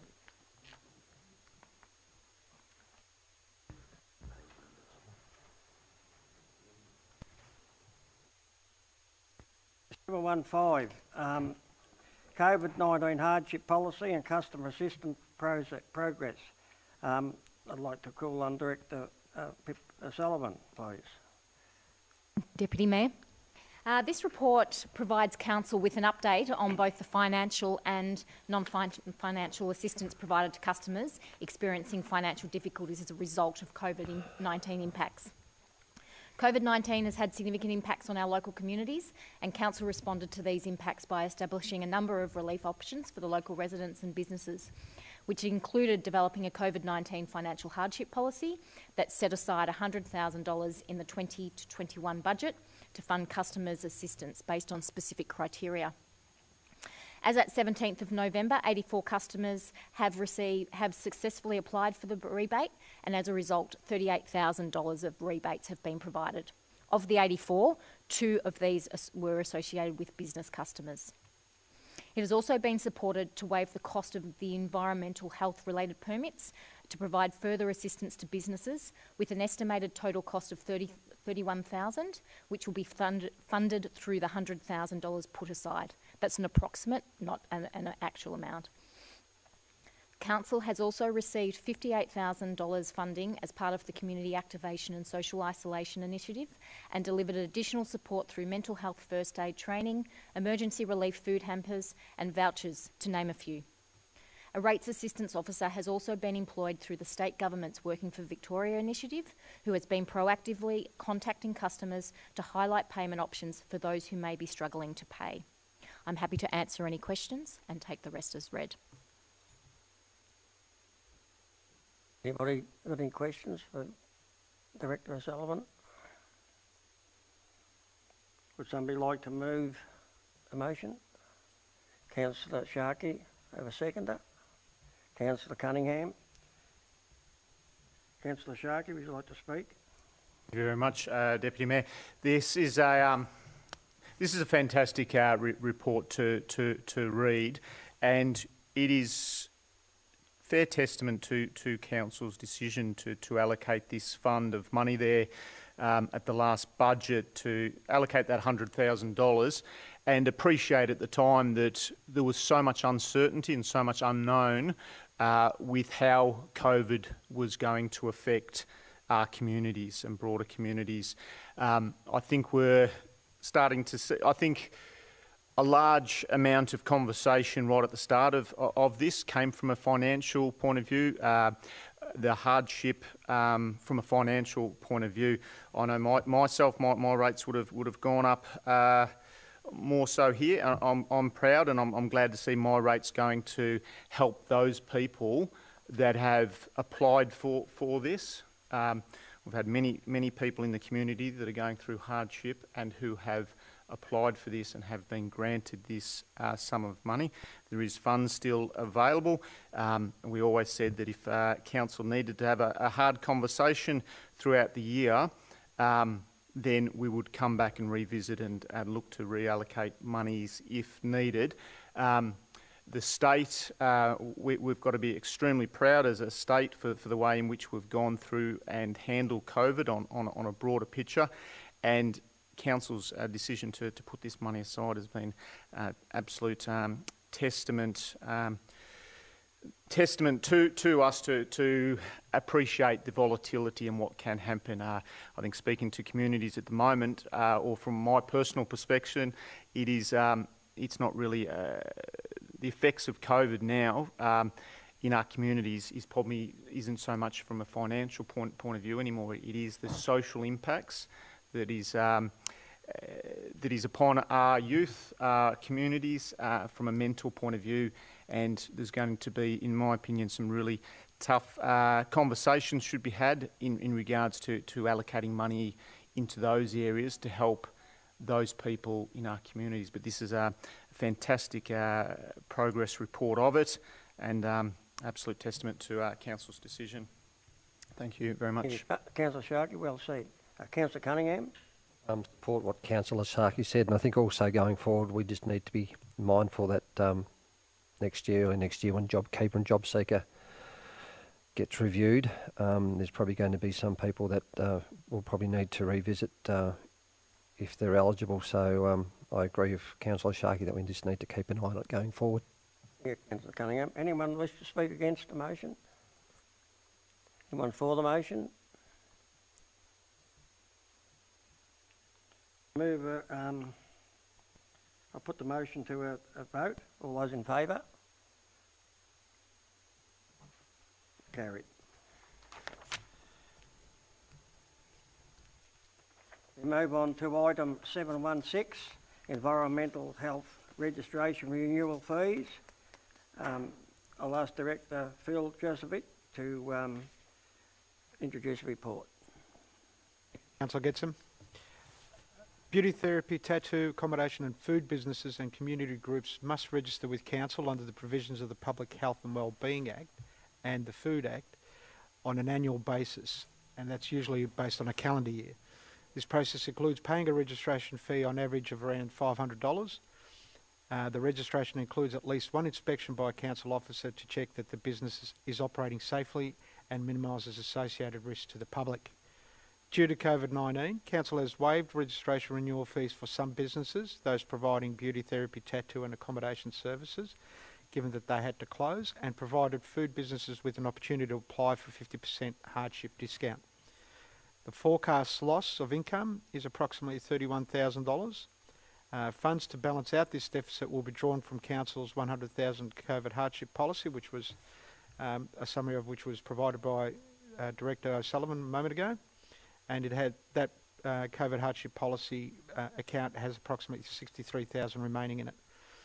It is recommended that Council note the waiving of fees for some businesses under provisions of Public Health and Wellbeing Act and potential discounts for food businesses under the provisions of the Food Act of 1984.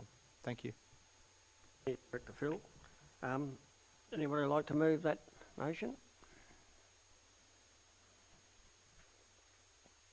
Sharkey. Happy to move.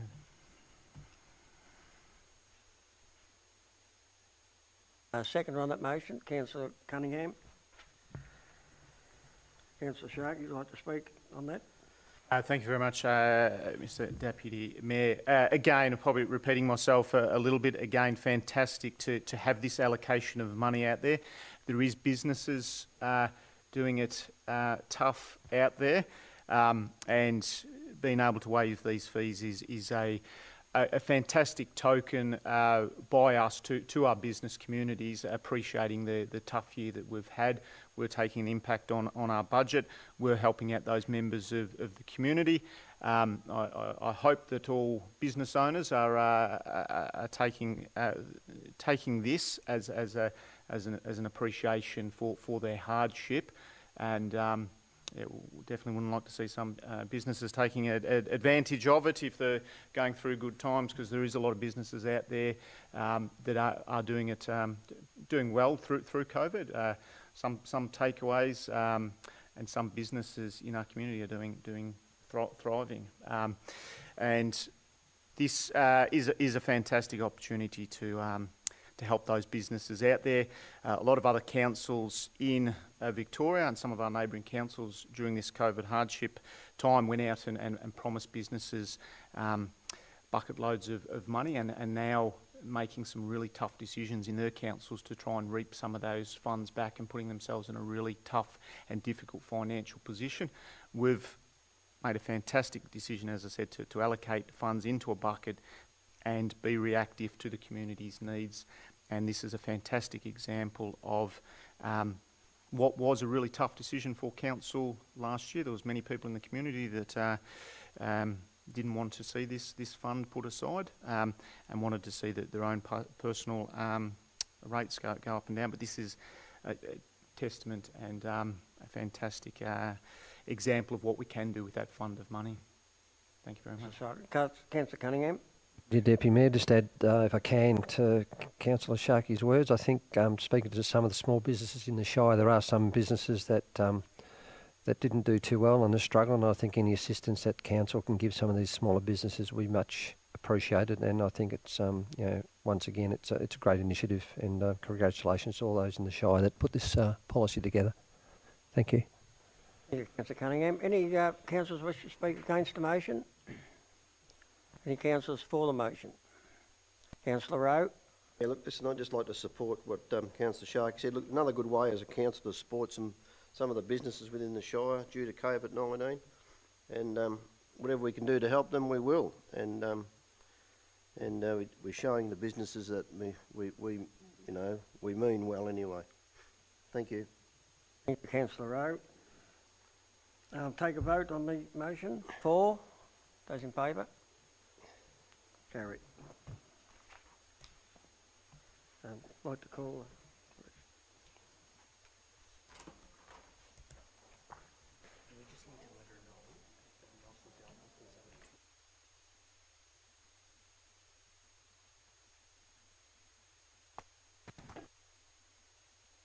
Two, sorry, yep. Community vision, right.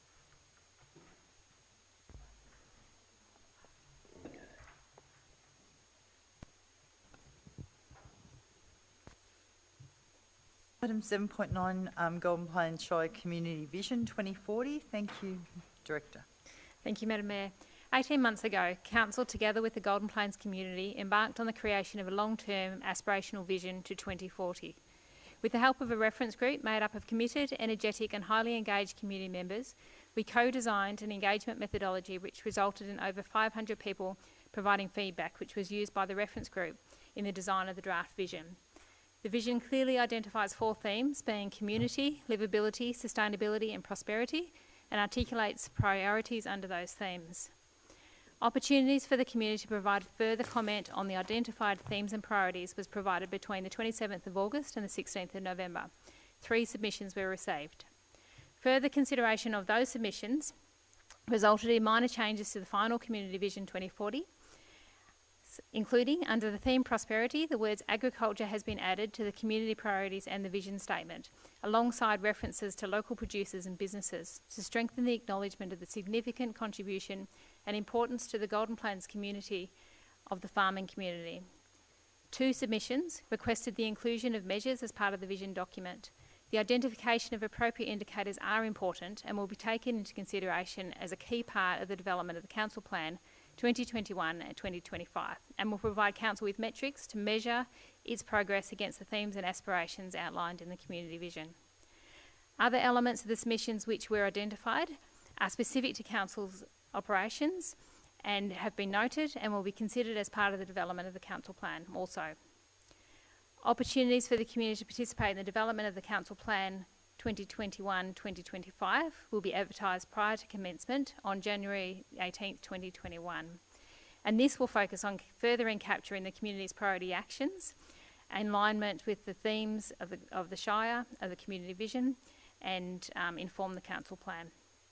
The recommendation before you is that Council adopt the Golden Plains Shire Community Vision 2040 and to begin preparation of the Council Plan 2021 to 2025 based on the themes identified within the Golden Plains Community Vision 2040. Thank you. Director, any questions, councillors? No questions? All right, do I have a mover to the motion? Councillor Whitfield. Do I have a seconder? Councillor Getson. Thank you, Councillor Whitfield. Would you like to speak? Thanks, Madam Mayor. This is a document that's had extensive community engagement in preparing. I'd like to thank those community members that took part in committees and panels, etc., to form this vision, and also to the council staff that worked with them and behind the scenes to create this document. Well done. I did mention in the briefing about the submissions that you've just talked about, Director Lettick, of measurable KPIs for the vision, and they are said to be included in our council plan rather than this, which will refer up to the document. So that is something we can take on board, and I think it's a great vision going forward for the next 20 years. It's some good aspirations set by the community. Thanks. Whitfield. Councillor Gpsc. I again support Councillor Whitfield's remarks and congratulate the council staff for their effort into it, and I think it's a great way forward for the Shire in the coming future. Gpsc. Is there any councillors who'd like to speak against the motion? Any councillor who'd like to speak for the motion? Councillor Sharkey. Myself and Councillor are putting our hands up, and I think that I think that the very fact that additional councillors want to speak for this shows the importance of this plan. And just taking Director Lettick's last few words there, the council plan now is going to be put forward from 2021 to 2025 based on these themes. I think the organisation has done a fantastic job with the deliverance of this. The display that we had by the group that came in was fantastic. And I think actually the CEO made comment that it would be nice to actually have recorded that and replayed it to new councillors, because this council plan has gone through the process of the old council and now for the new councillors. So both councils own this. And have played a part in it, played a part in appreciating it from the community, because their visions are put into this, their themes have been put in this. This is a journey going forward. But I personally struggled with the council plan when I came onto council 4 years ago and got completely lost. New councillors and old councillors here now, we have themes to work to with our council plan, and it is an absolute testament to 534 people that put their time into it, from both young and old, and full credit to every single person that was involved in this. It's one of the most exciting documents that has been prepared by council. Thank you, Councillor Sharkey. Councillor Rowe.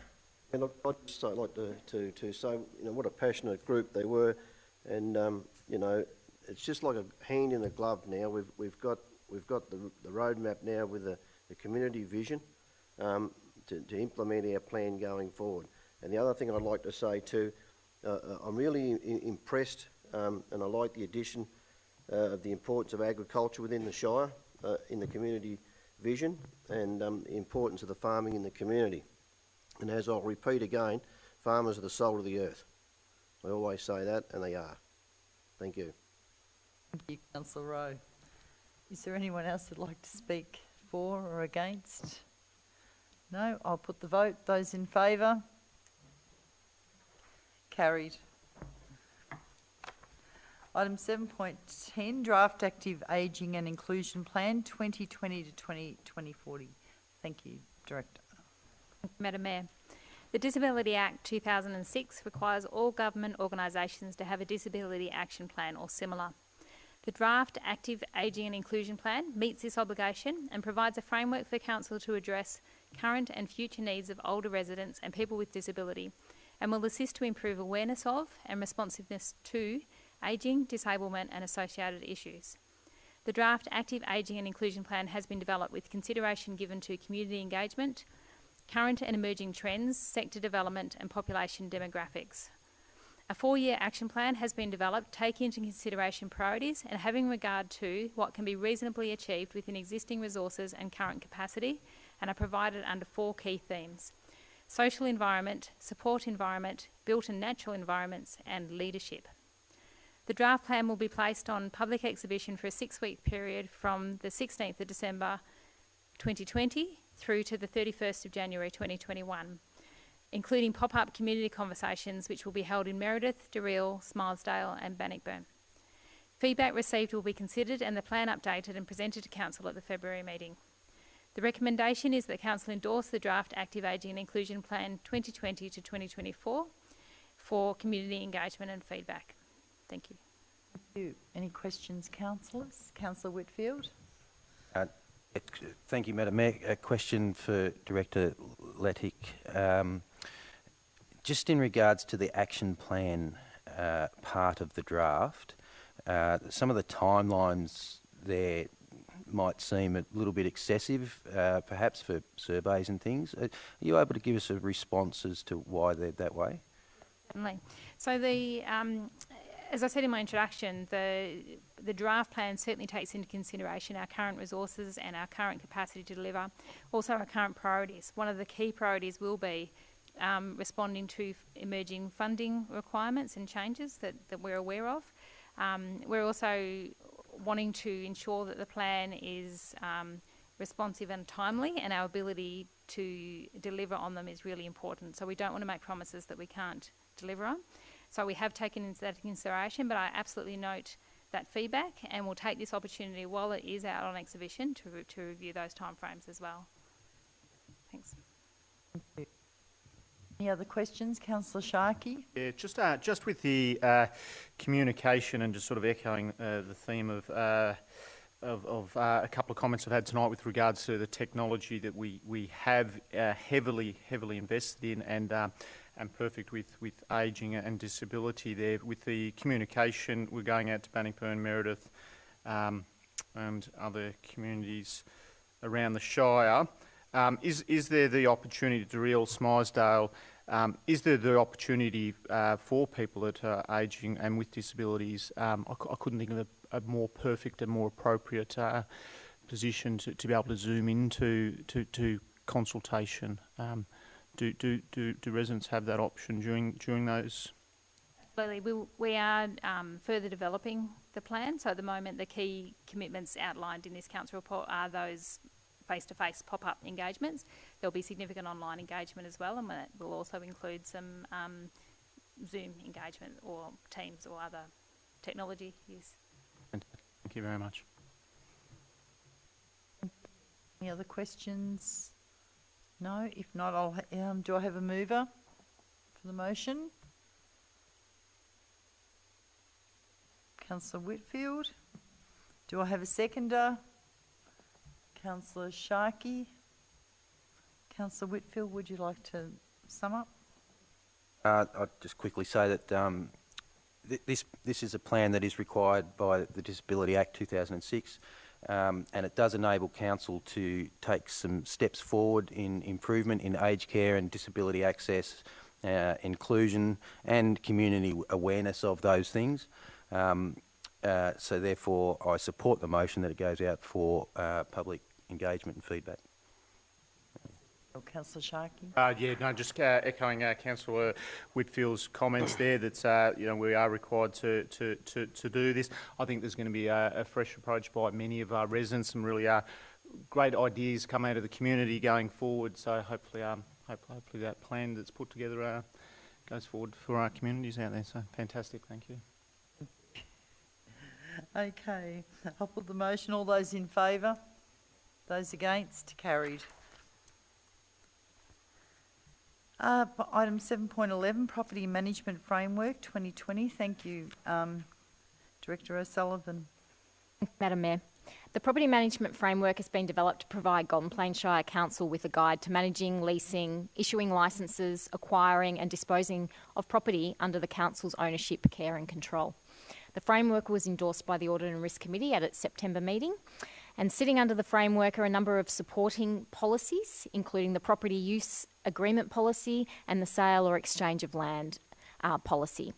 Next steps include, but not limited to, is the formation of a property review group and further review of the property register to ensure it's reflective of all council's land and properties. I'm happy now to take any questions. Thank you. Director, any questions, councillors? No questions? Okay. Do I have a mover? Councillor Whitfield. Do I have a seconder? Councillor Cunningham. Would you like to speak, Councillor Whitfield? Madam Mayor, This is a document that's essential. It's a tool to keep track of council assets for maintenance requirements. It'll help us identify underperforming assets, which we can then target for actions to increase the value that they offer to the community. So, yeah, it's a document that we need. Thanks.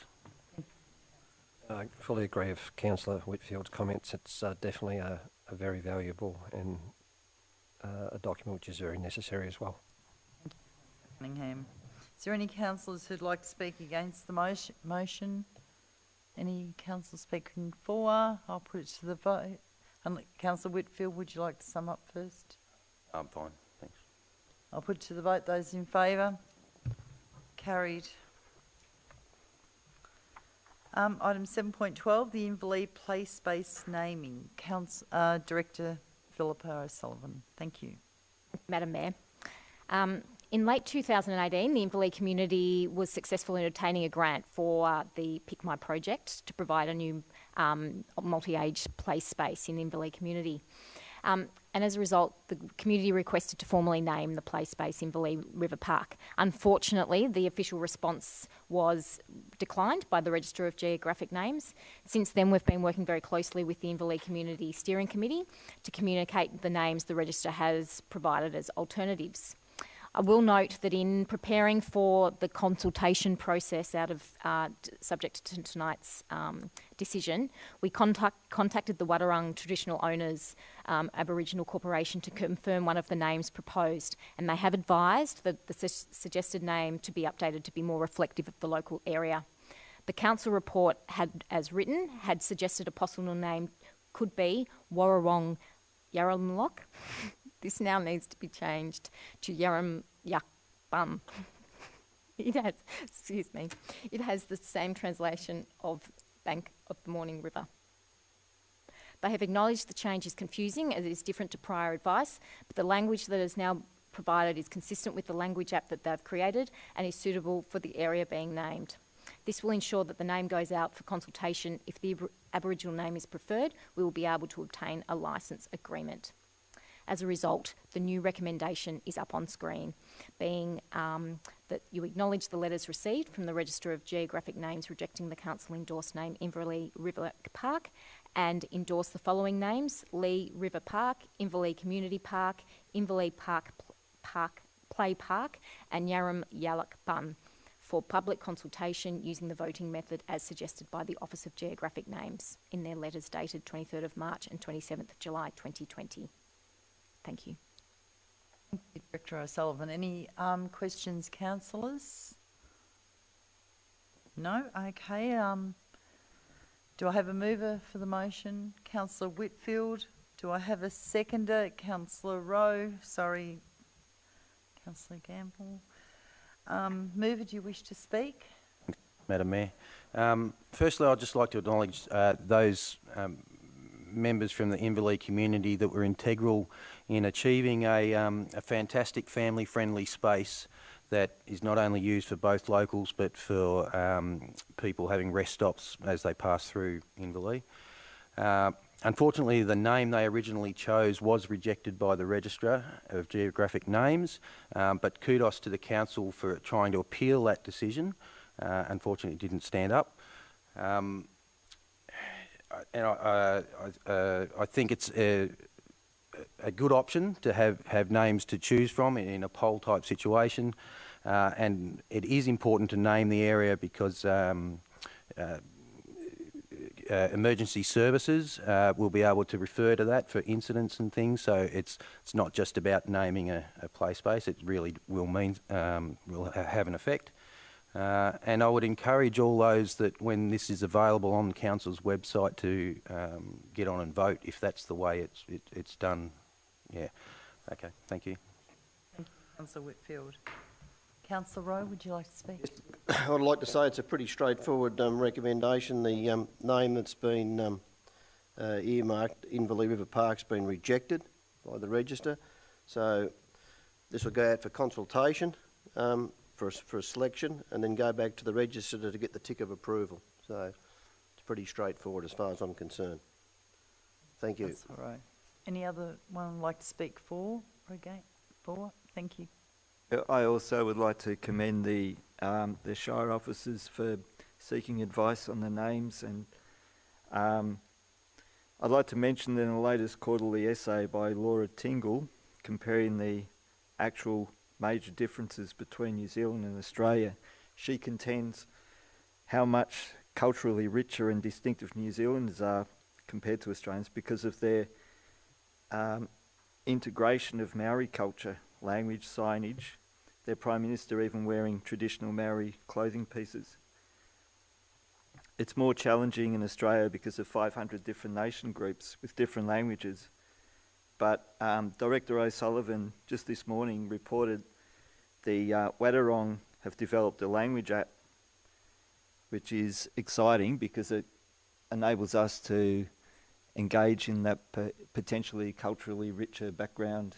And I think the inclusion of a high quality Indigenous name in the list is fantastic. Thank you, Councillor Gamble. Anyone else like to speak for, against? If not, Councillor Whitfield, would you like to sum up? I'd just reiterate, it is I'm not afraid to say I live nearby, and it's a great space, and it does get a lot of use. So it's worth the people that are of mine to get on and register the name that they think is best. Thanks. Thank you.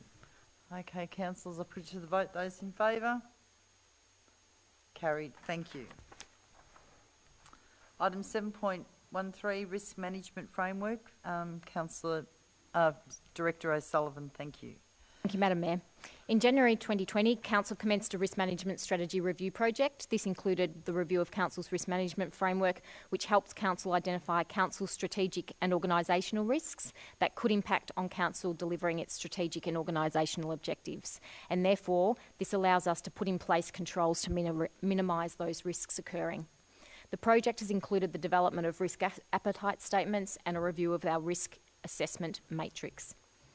The Risk Management Framework and associated documents were presented to the Audit and Risk Committee at its 8th of September 2020 meeting. Subject to Council's adoption, a Risk Management Committee will now be established and the framework will be implemented across the organisation and embedded into work practices. Thank you. Thank you. Any questions, councillors? No? Do I have a mover to the motion?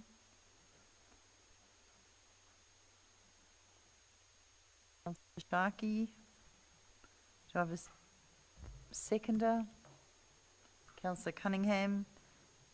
Would you like to speak, Councillor Sharkey? Very much, Madam Mayor. No, fantastic framework that's been put together here. After having spent the last couple of years on the Audit and Risk Committee, I have a newfound appreciation reading a document that has gone through the Audit and Risk Committee and gone through that process, and knowing that we have council representation plus independent auditors there.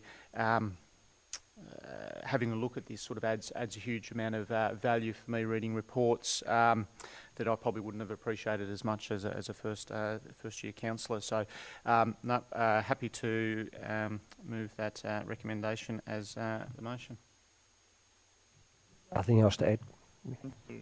Madam Mayor. Any councillors who'd like to speak against the motion? For? I'll put the vote. Those in favour? Carried. Item 7.14, Council Policy Township Maintenance. Thank you, Mr Director. Thank you, Madam Mayor. This report provides advice to Council regarding adopting an amended Township Maintenance Council policy that updates the existing policy to reflect changes in service delivery and to provide an improved level of service to the community.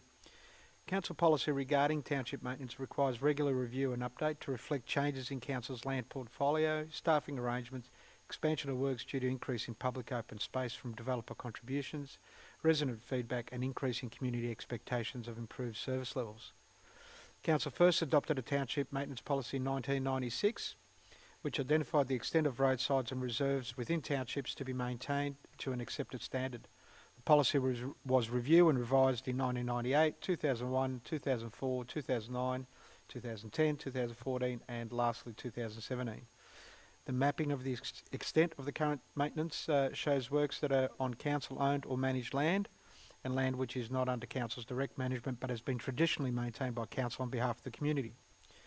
The policy structures maintenance works through 4 service level standards, from high maintenance areas through to pre-fire season cutting of grass only. This policy update is a result of a review of the current policy and existing works and has been undertaken in consultation with the relevant internal teams. It is recommended that Council adopts the updated Council Policy Township Maintenance 2020. Thank you. Thank you, Director. Any questions, councillors? Councillor Whitfield. Thanks, Madam Mayor. Director Josipovic, you mentioned the previous review periods. When do you think the next review period would be? It's a bit like the planning scheme amendment process. We keep a tab of things that come on board that we maintain, so we'll maintain them, but it's when there's enough changes to warrant coming to a council and council report. So it seems to be on average every 2 or 3 years. Yeah, the reason I ask is if someone was to identify an area that they thought needed slashing, for instance, but it wasn't on one of the current maps in the policy, is it, what's the likelihood of that getting added in, subject to credible cause to do so? Depends whether it's council land, depends whether it's private land, all those sorts of things. The reality is we can't slash every single roadside. We have 1,700 kilometres of road, so we can't slash every single roadside every year. So it's a balance between what we can deliver and what are priority areas. So obviously anything near residential, higher density residential areas are going to be first cab off the rank in terms of managing. But we would assess any request based on need and based on advice from our sort of fire people and our maintenance people, our environmental people. Some roadsides we don't want to slash because they contain important native vegetation and native grasses. I recently was at a meeting with some residents who didn't want us to grade the road because of the spoil that comes onto the side of the road is impacting the native vegetation, and we came to an agreement about how we might manage that. So, yeah, we would assess every request on its merit. Thank you. Any other questions, councillors? No? Do I have a mover for the motion? Councillor Whitfield. Do I have a seconder? Councillor Getsum. Would you like to speak, Councillor Whitfield? Thanks, Madam Mayor. This is a policy that is available on Council's website. It might be a little tricky to find, but in the briefing we talked about making the maps of where areas that are mowed and slashed and maintained more available, which I think is a great thing for the public to be able to view. The actual document itself prescribes grass lengths, the amount of times per year they get cut, and I have to admit that I was quite surprised at the extent of the town maintenance that council does in the shire of this size. So I'm happy to adopt the policy. Councillor Gibson. Yes, I'd just like to agree with Councillor Whitfield over there.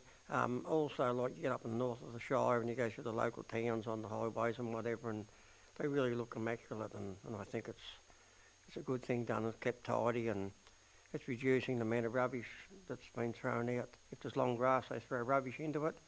Where it's all mowed and that, there's no rubbish, so it's a good venture to do.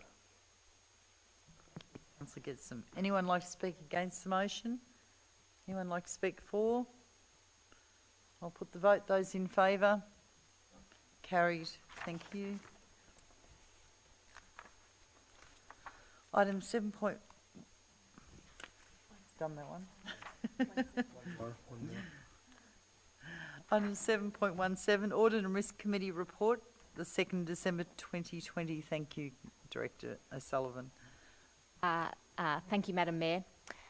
This provides a summary of the business considered at the December Audit and Risk Committee meeting, and I'll note that a number of the reports that were presented are included in tonight's agenda. I'll take the report as read and happy to answer any questions.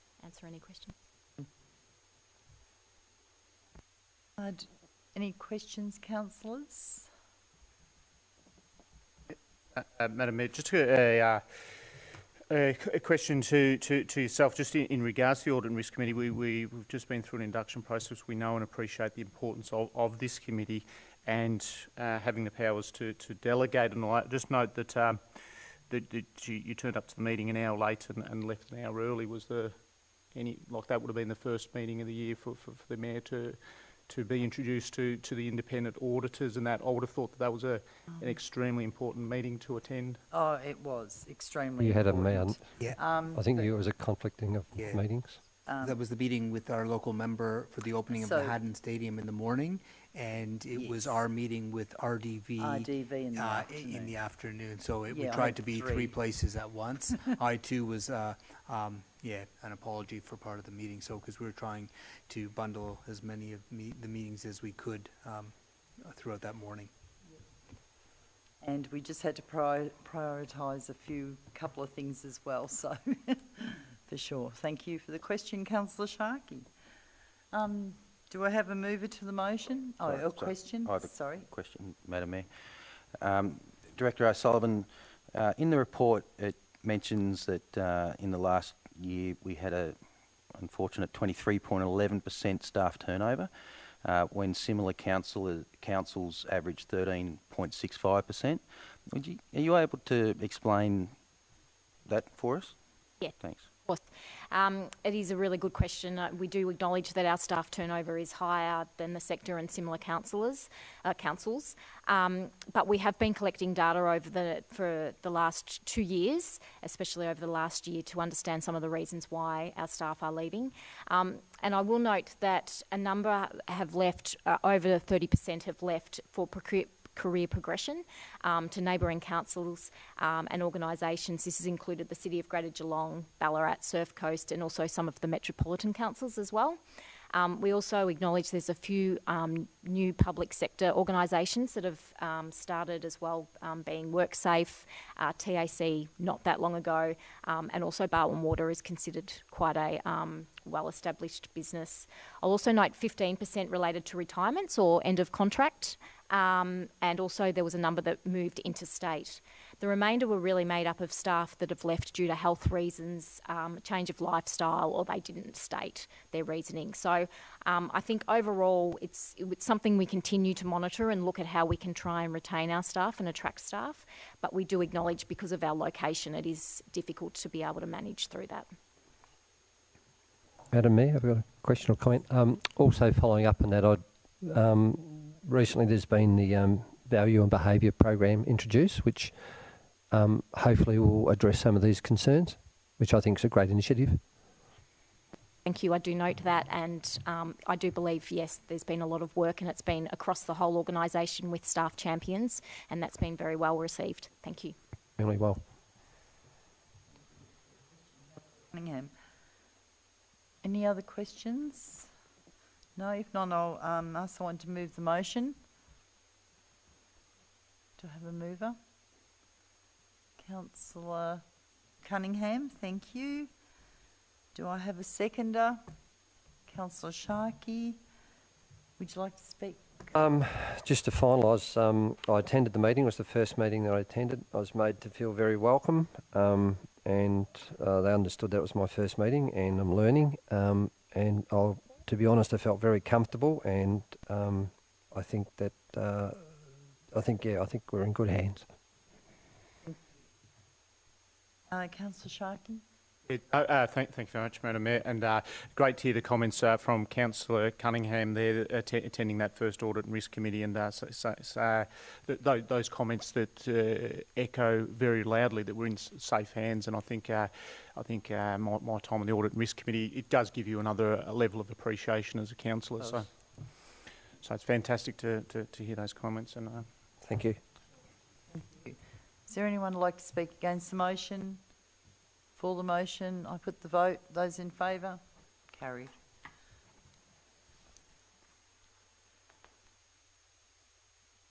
Item 7.18, Local Government Performance Reporting Indicators, the final report for 1920. Thank you, Director O'Sullivan.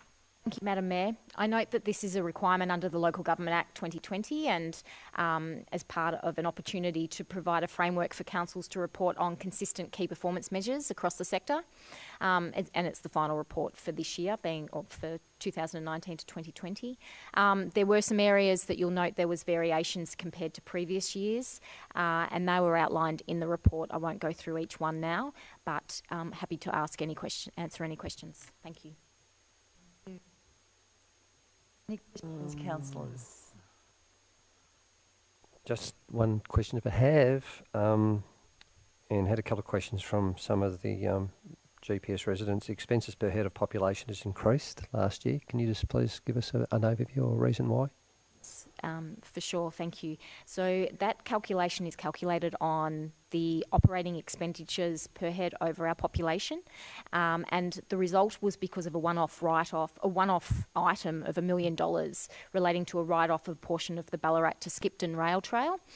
It was identified that council had owned only 66%, but how we recorded it as 100% of ownership, and therefore we needed to decrease the value of that asset. And I will note that that's due to a lot of work that's been undertaken with our new asset management coordinator, and as a result we're now showing accurate results. Thank you. Thank you. Any other councillors? Just one more observation if I can. The Sealed Road local request has increased by 80%, down to people being home at COVID probably. Yes, unfortunately it's really difficult to be able to work out what that specifically relates to, but one item could be that people are at home and have been driving on their roads a bit more locally. Yeah. If I can add to that, being a wetter year can impact sealed roads as well. Yes. You know, the natural enemy of sealed roads is moisture getting underneath the seals, so that might have had an impact on number of requests for service. Right. There's no other questions. Do I have a mover for the motion? Councillor Rowe, would you like a question? It was a wetter year than other years. I just found it strange that the water truck was still following the graders around and they weren't doing much. Do you know what I mean? I don't understand why they're following. Point of order, Councillor Rowe, you're getting into the technical side of things. I don't think that really warrants being here tonight. I think that's something for out of this meeting. Thank you. At least I tried to ask. Do I have a mover for the motion? Councillor Getson. Do I have a seconder?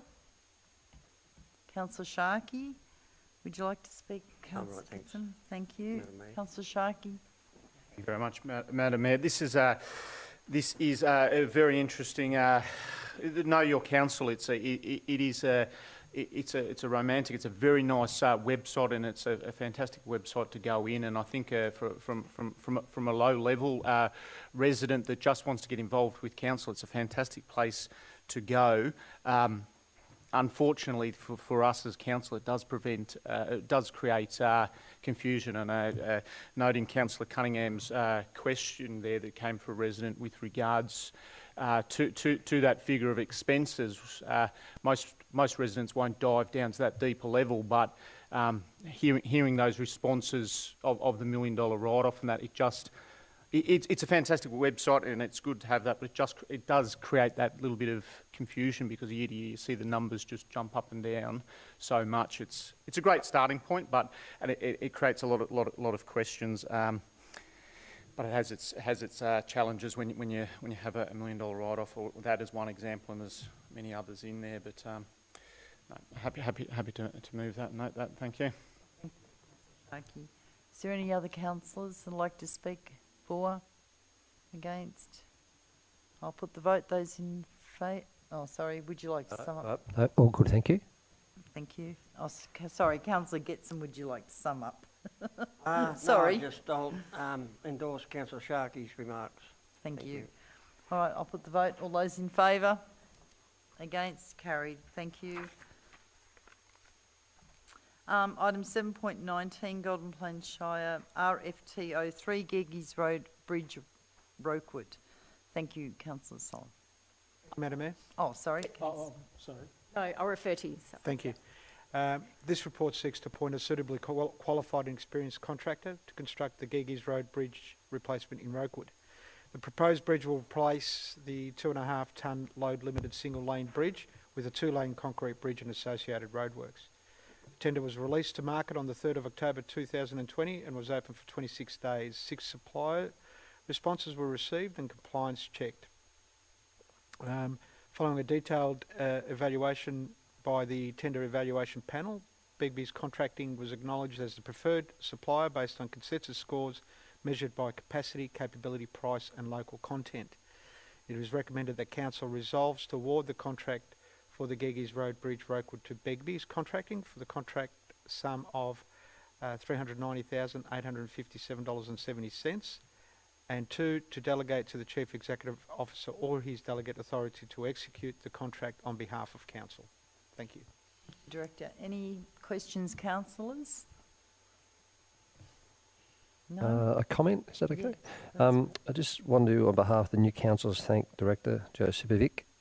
He took us through a bit of a 101 on how council receives contracts and how they've worked through, how they're reviewed and judged. So I'll just tell you thank you for that. Makes it a little bit clearer to understand.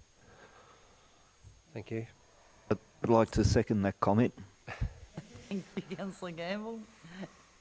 Councillor Whitfield. Just a question that might help enlighten the public.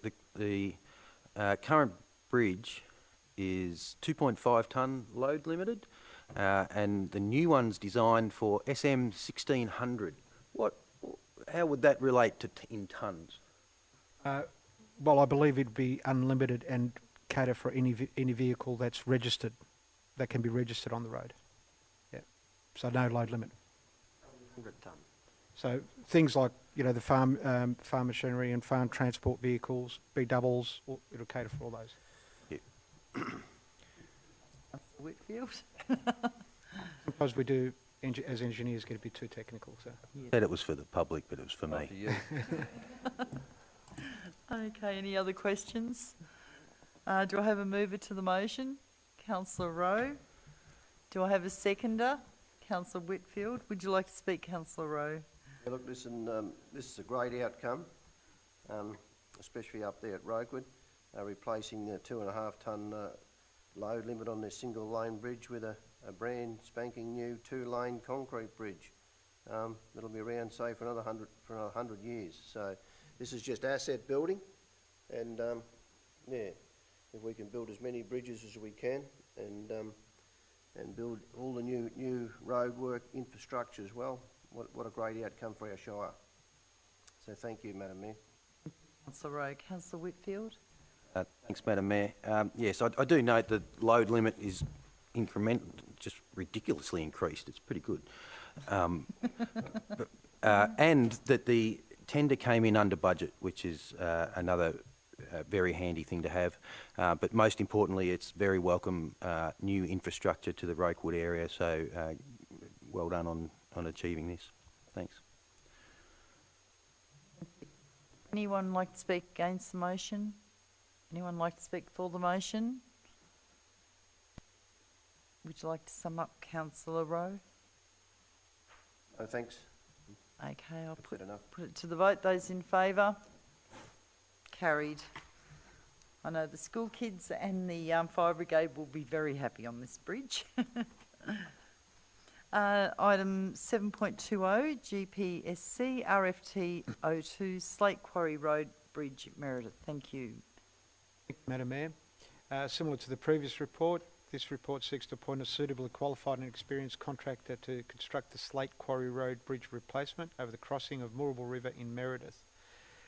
The purpose of the proposed replacement is to allow for safer access to heavier vehicles across the Moorabool River. The replacement of the bridge will eliminate long detour for heavy vehicles and significantly reduce the maintenance burden on the council, and it is expected that the new bridge will achieve a 100-year design life.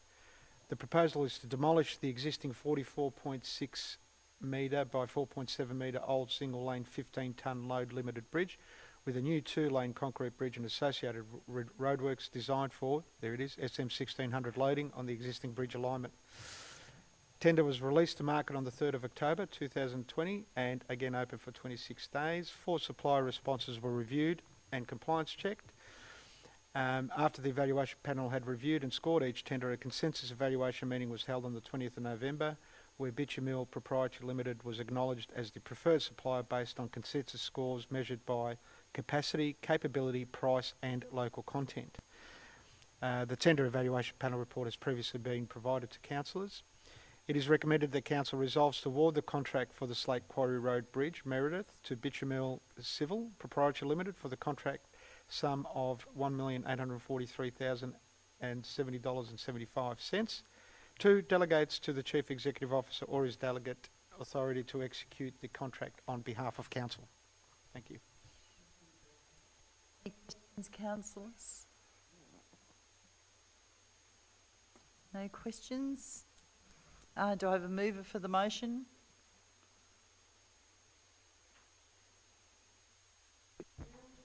Do I have a seconder? Councillor Cunningham. Would you like to speak, Councillor Whitfield? It's a similar scenario to the Rokewood one. Meredith is getting new infrastructure, which is fantastic for that region. And once again, the tender process worked out for something under budget, which is good for the capital works program again. Thank you. Nothing else to add, Madam Mayor. Thank you. Thank you. Are there any councillors who would like to speak against the motion? For the motion, I put the vote. Those in favour? Carried. Item 8, notices of motion. Item 8.1, notice of motion. Thank you, Mr. Bresless. Notice of motion has received from Councillor Sharkey.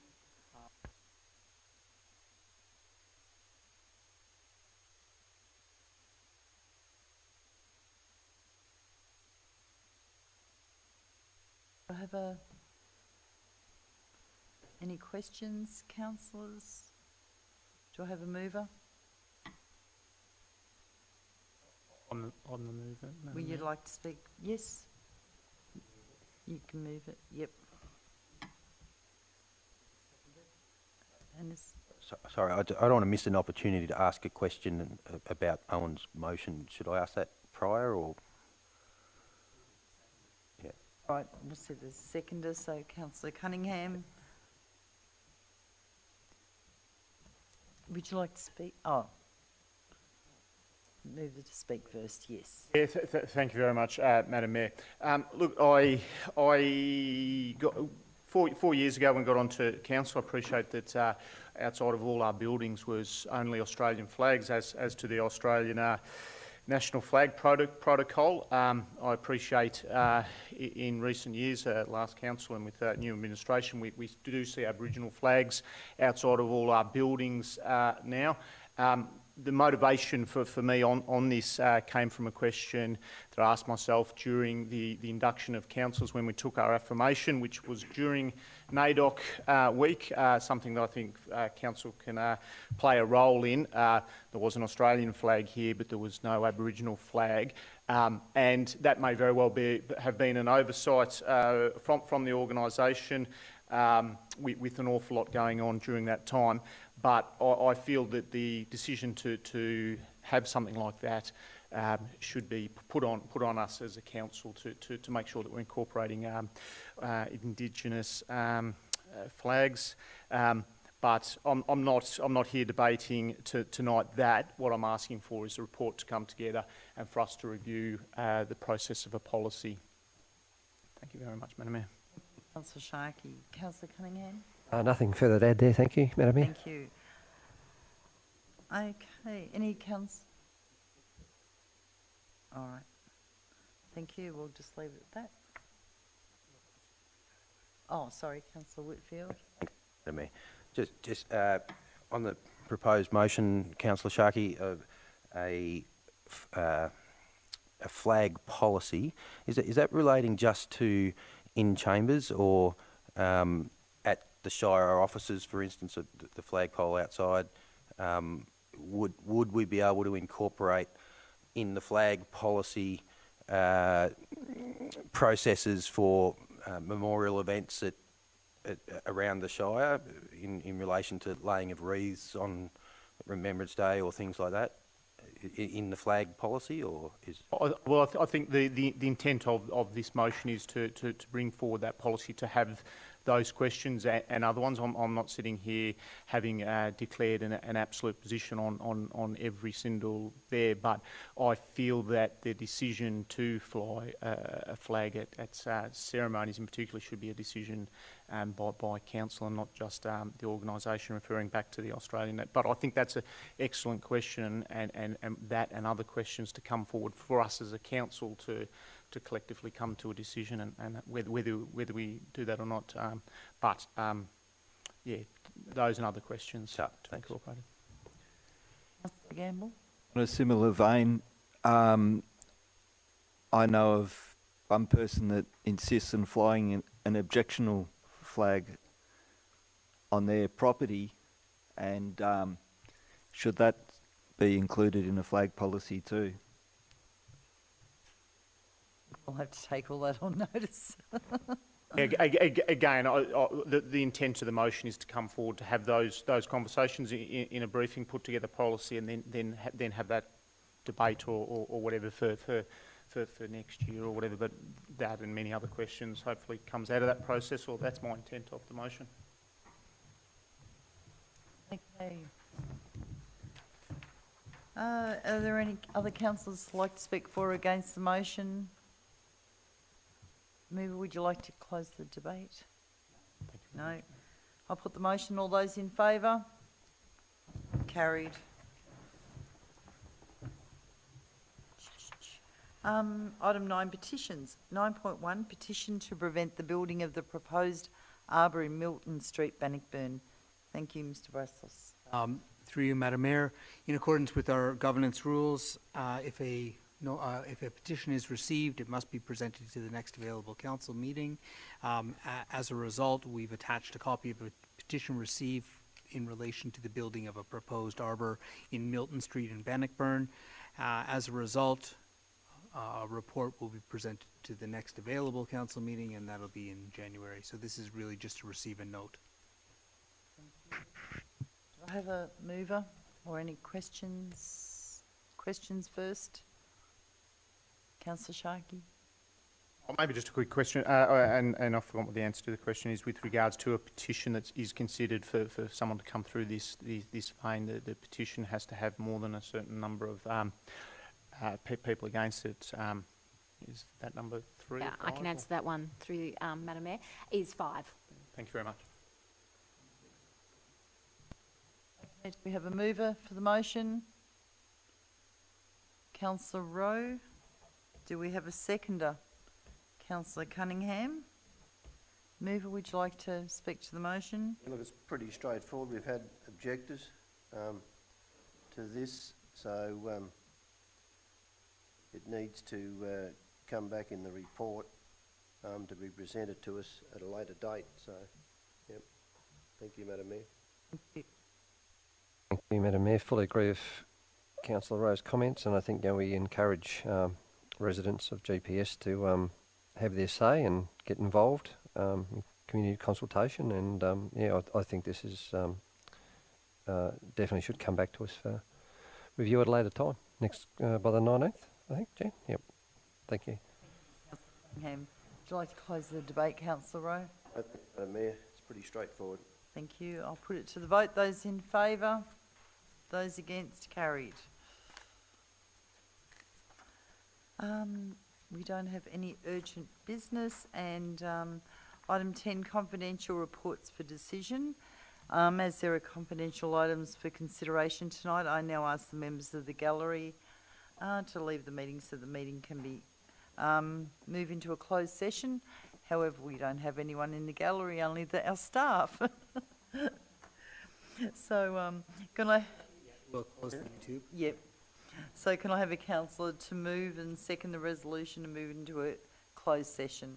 Councillor Whitfield, Councillor Rowe. confirmation that the